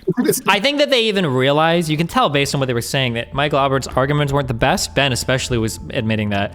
But they're such sellouts for their audiences, they can't possibly ever admit that I could have done decently in a debate, so they just have to say oh, Michael Albert crushed for sure. Volume, he spoke more. Unironically saying oh, well, he spoke way more, so I think he would have stuck to the bigger picture, parts of his argument much more than he did. I'm also, by the way, I've got to say, I don't know. I have very mixed feelings about the part at the end where Albert and Destiny we're going back and forth about onerousness, because I do think that there's a core of Albert's point that's totally right. That look, we can see. Even Ben here is going to admit, he's about to admit that Destiny brings up a good point. It's going to be really hard to evaluate what the fuck is onerousness. How does that mean? But he's got to. I like how every time they want to give me a point, they have to caveat it 50 times. I understand what Michael Albert's trying to say. I don't really like Destiny. I think he's a pedophile rapist.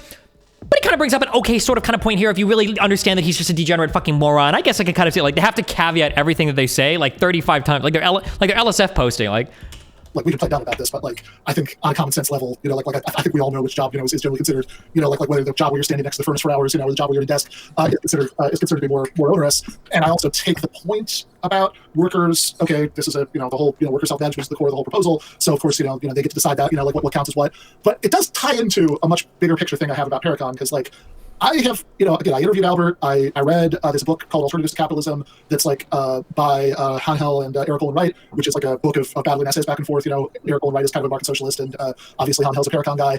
And and so there are points where I was reading that book where I felt like I had it's like, oh, okay, now I feel like I understand how Paracon would actually work. And then there are points where I listen to this and like, I'm actually not sure I understand how it would work. And like this is part of it, because it's like a lot of these things, like, are you just, how much workplace like autonomy at the level of individual workplaces is there actually in the system? Are you just making predictions about how workers at every single workplace would divide up job tasks? Or is there some sort of more centralized element that enforces all these things? Because to the extent that there's a more centralized system for enforcing all these requirements about balanced job complexes and paying people based on onerousness and all that stuff, to the extent that that's the idea, Destiny's pushback is actually totally legitimate, because it's like, well, okay, how do the enforcers of the centralized system decide, like how long it took to get to that point. Holy shit. Yeah, there we go. Jesus. What counts as onerous? Like this sounds like kind of a nightmare to try to define. But to the extent that this is all supposed to be, it's just sort of up to the judgment. Like to the extent that these are just predictions about how workers will divide up, job tasks in individual workplaces, then I don't know. Wouldn't it very wildly? Why do you assume that you get balanced job complexes in every workplace? I'll agree. That was really weird. I also was having the biggest problem here with like where he was going on about price and how the price would change if people were like, I don't 100% buy Destiny's argument that the public suddenly is demanding a bunch of dildos. By the way, yeah, I don't think. Okay, now it's going to be like, okay, I don't think Destiny's argument makes a lot of sense that the public would just demand a good like dildos. Of course, no one ever wants sex toys, and like I think that like there are ways we can do this, and I don't think market forces today are good. Like sick people need drugs and they're not getting them, and I don't think. But it kind of brings up a good point that it's hard to evaluate prices. But I think that blah, blah, blah, blah, maybe Albert didn't get to talk about dildos will never be in short supply. I know how people are. That's never going to be a thing. Which, by the way, I should say parenthetically, I mean, this is going to sound funny to say, but I wish they'd stuck with the dildos for a minute, because actually there is like a totally different objection to Paracon that's buried in there, which is about privacy, right? So if to the extent that people's consumption requests are being like filtered through, like are being aggregated through like these consumer councils, then there's a real question there about like, because look, I mean, it's whether, and we don't even have to do it with dildos, but we can do it with anything, like anything that like might raise social approval or disapproval issues, right? Like, do you really... I feel like we want more leather dog masks? Okay, so we got Brett's leather dog mask that he requested again this year. I guess the leather dog mask from last year were good enough. Gosh, man, that's a lot of scotch in your consumption request this year. Do you really need that much? We were talking about it at the meeting. You need at least that much, is what I would say. Yeah, like that's the thing. I think Brendan's totally right, but to me that speaks like the broader flaw. Like this debate was 6 years long, and I don't know if we really got like, I don't feel like from this video, I don't think like you get that clear of an idea of how the system works. I just, again, like we went down so many side roads and so academic, and can I say I really hate it when people say so on and so forth. I wrote that down. I feel like we got to a lot here. I feel like this is probably one of my most productive debates in terms of figuring out what somebody believes.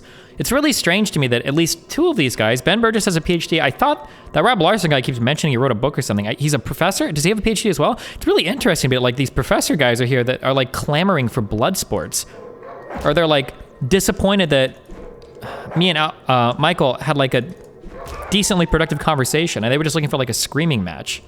Like, out of my notes, and then he worked it in again. Like, that's vocal static for the educated. You don't go, you use awful phrases like that. People watching this, please don't do that. So on.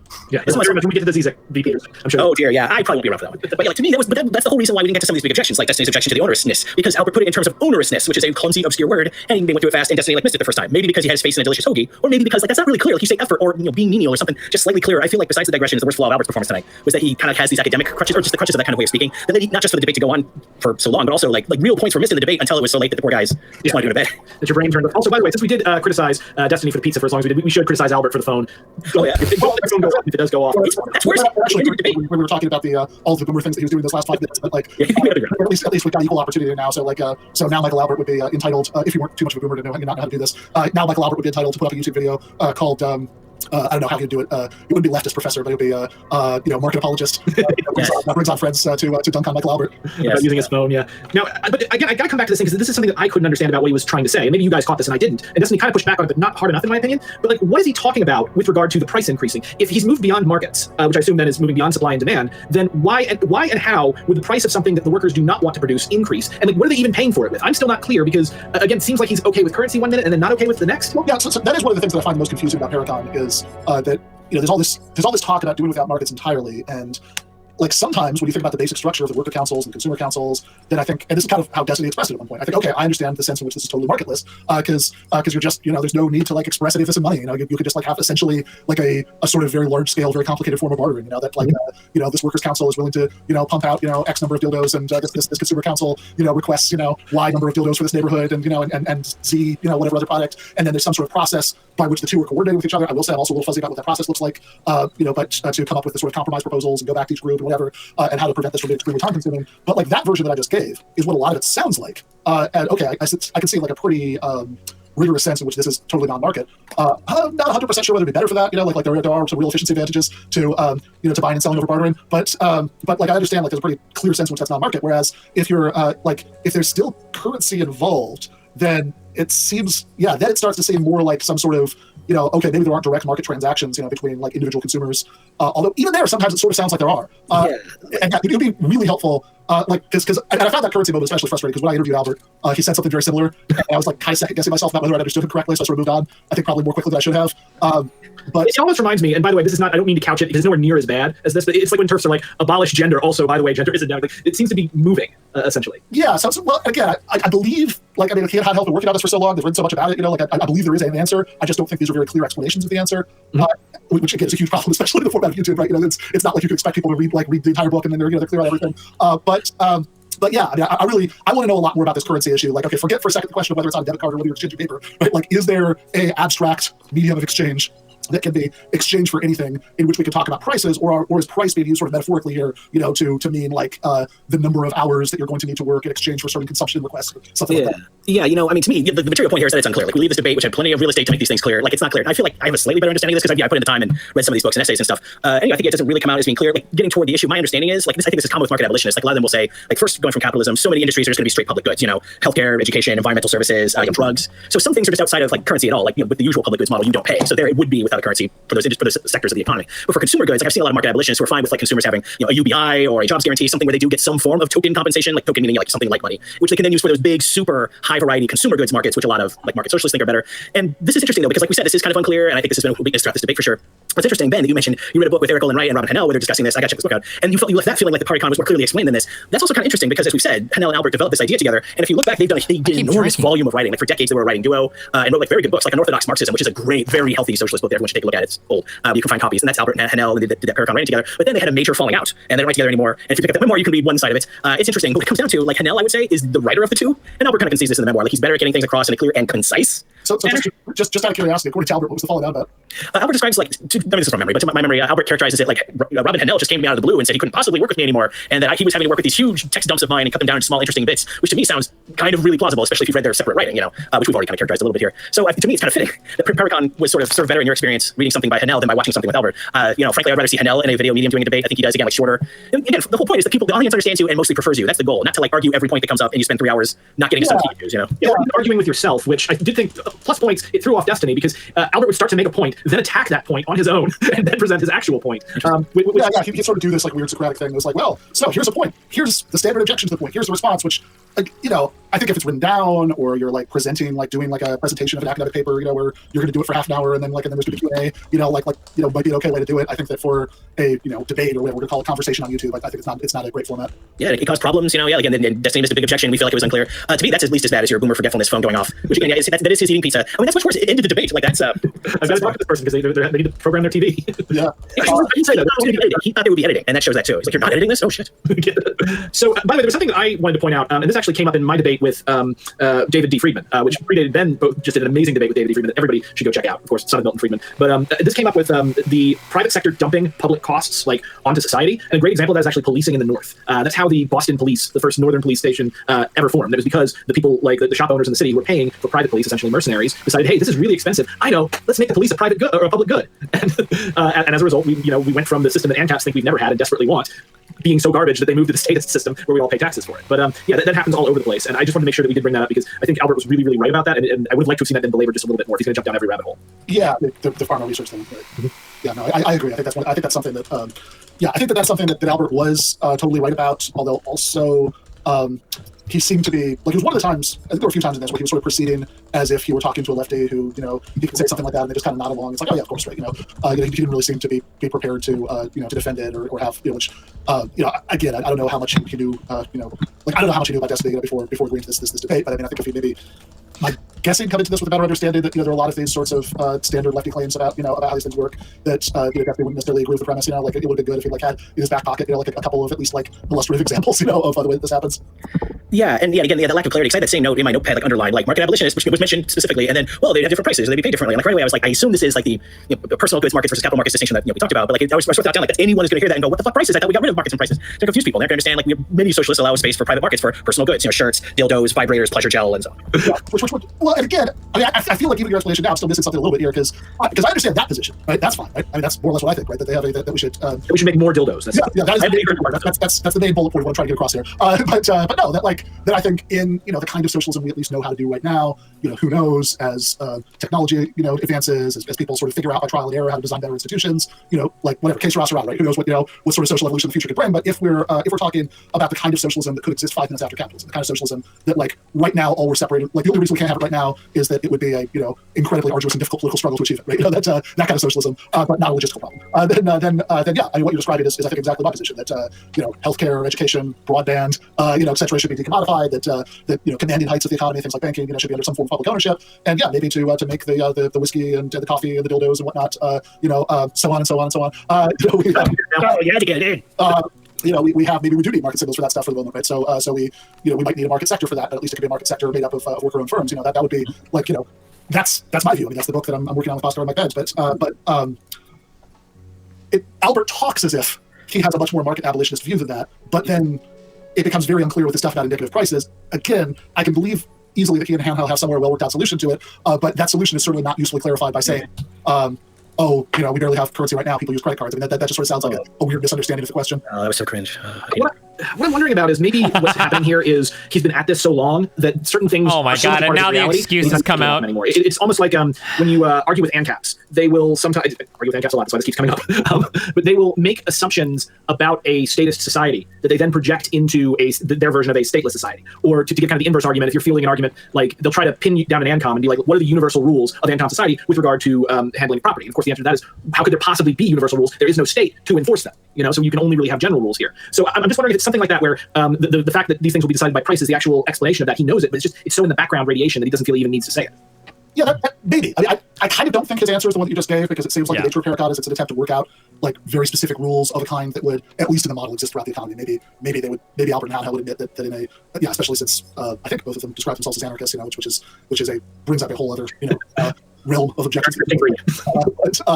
But I mean, they seem to be, so maybe they would admit, okay, reality would be necessarily more complicated than our model, but at least their model seems to be something that's presented as if it would be universal, and I think the indicative prices are supposed to be somehow part of that universal model. But again, I don't, it's very unclear to me how. I do agree with the background radiation thing, that it could just be that there's some wonky answer to this within the system, that Albert has spent so many decades at this point thinking about this and sort of doing deep dives on what all the problems would be, that at this point he's sort of, this happens all the time, right? With things that within people who think about something all the time, something just goes without saying to them, and then they forget that to normies who aren't steeped in the hyper-specific debates that they are, it's not all obvious, which is something something that I think about, which something I think about a lot. So anyway, this has been a lot of words for the prices thing. Was not just You say you dislike or don't know your history. Is there any specific time period or region that interested you? Yeah. Nope. By the way, unless it's in an anime, baby. Hours, but, I wanted. So I don't really know anything about history, but anyway, let me tell you all this stuff about the Meijing era or whatever.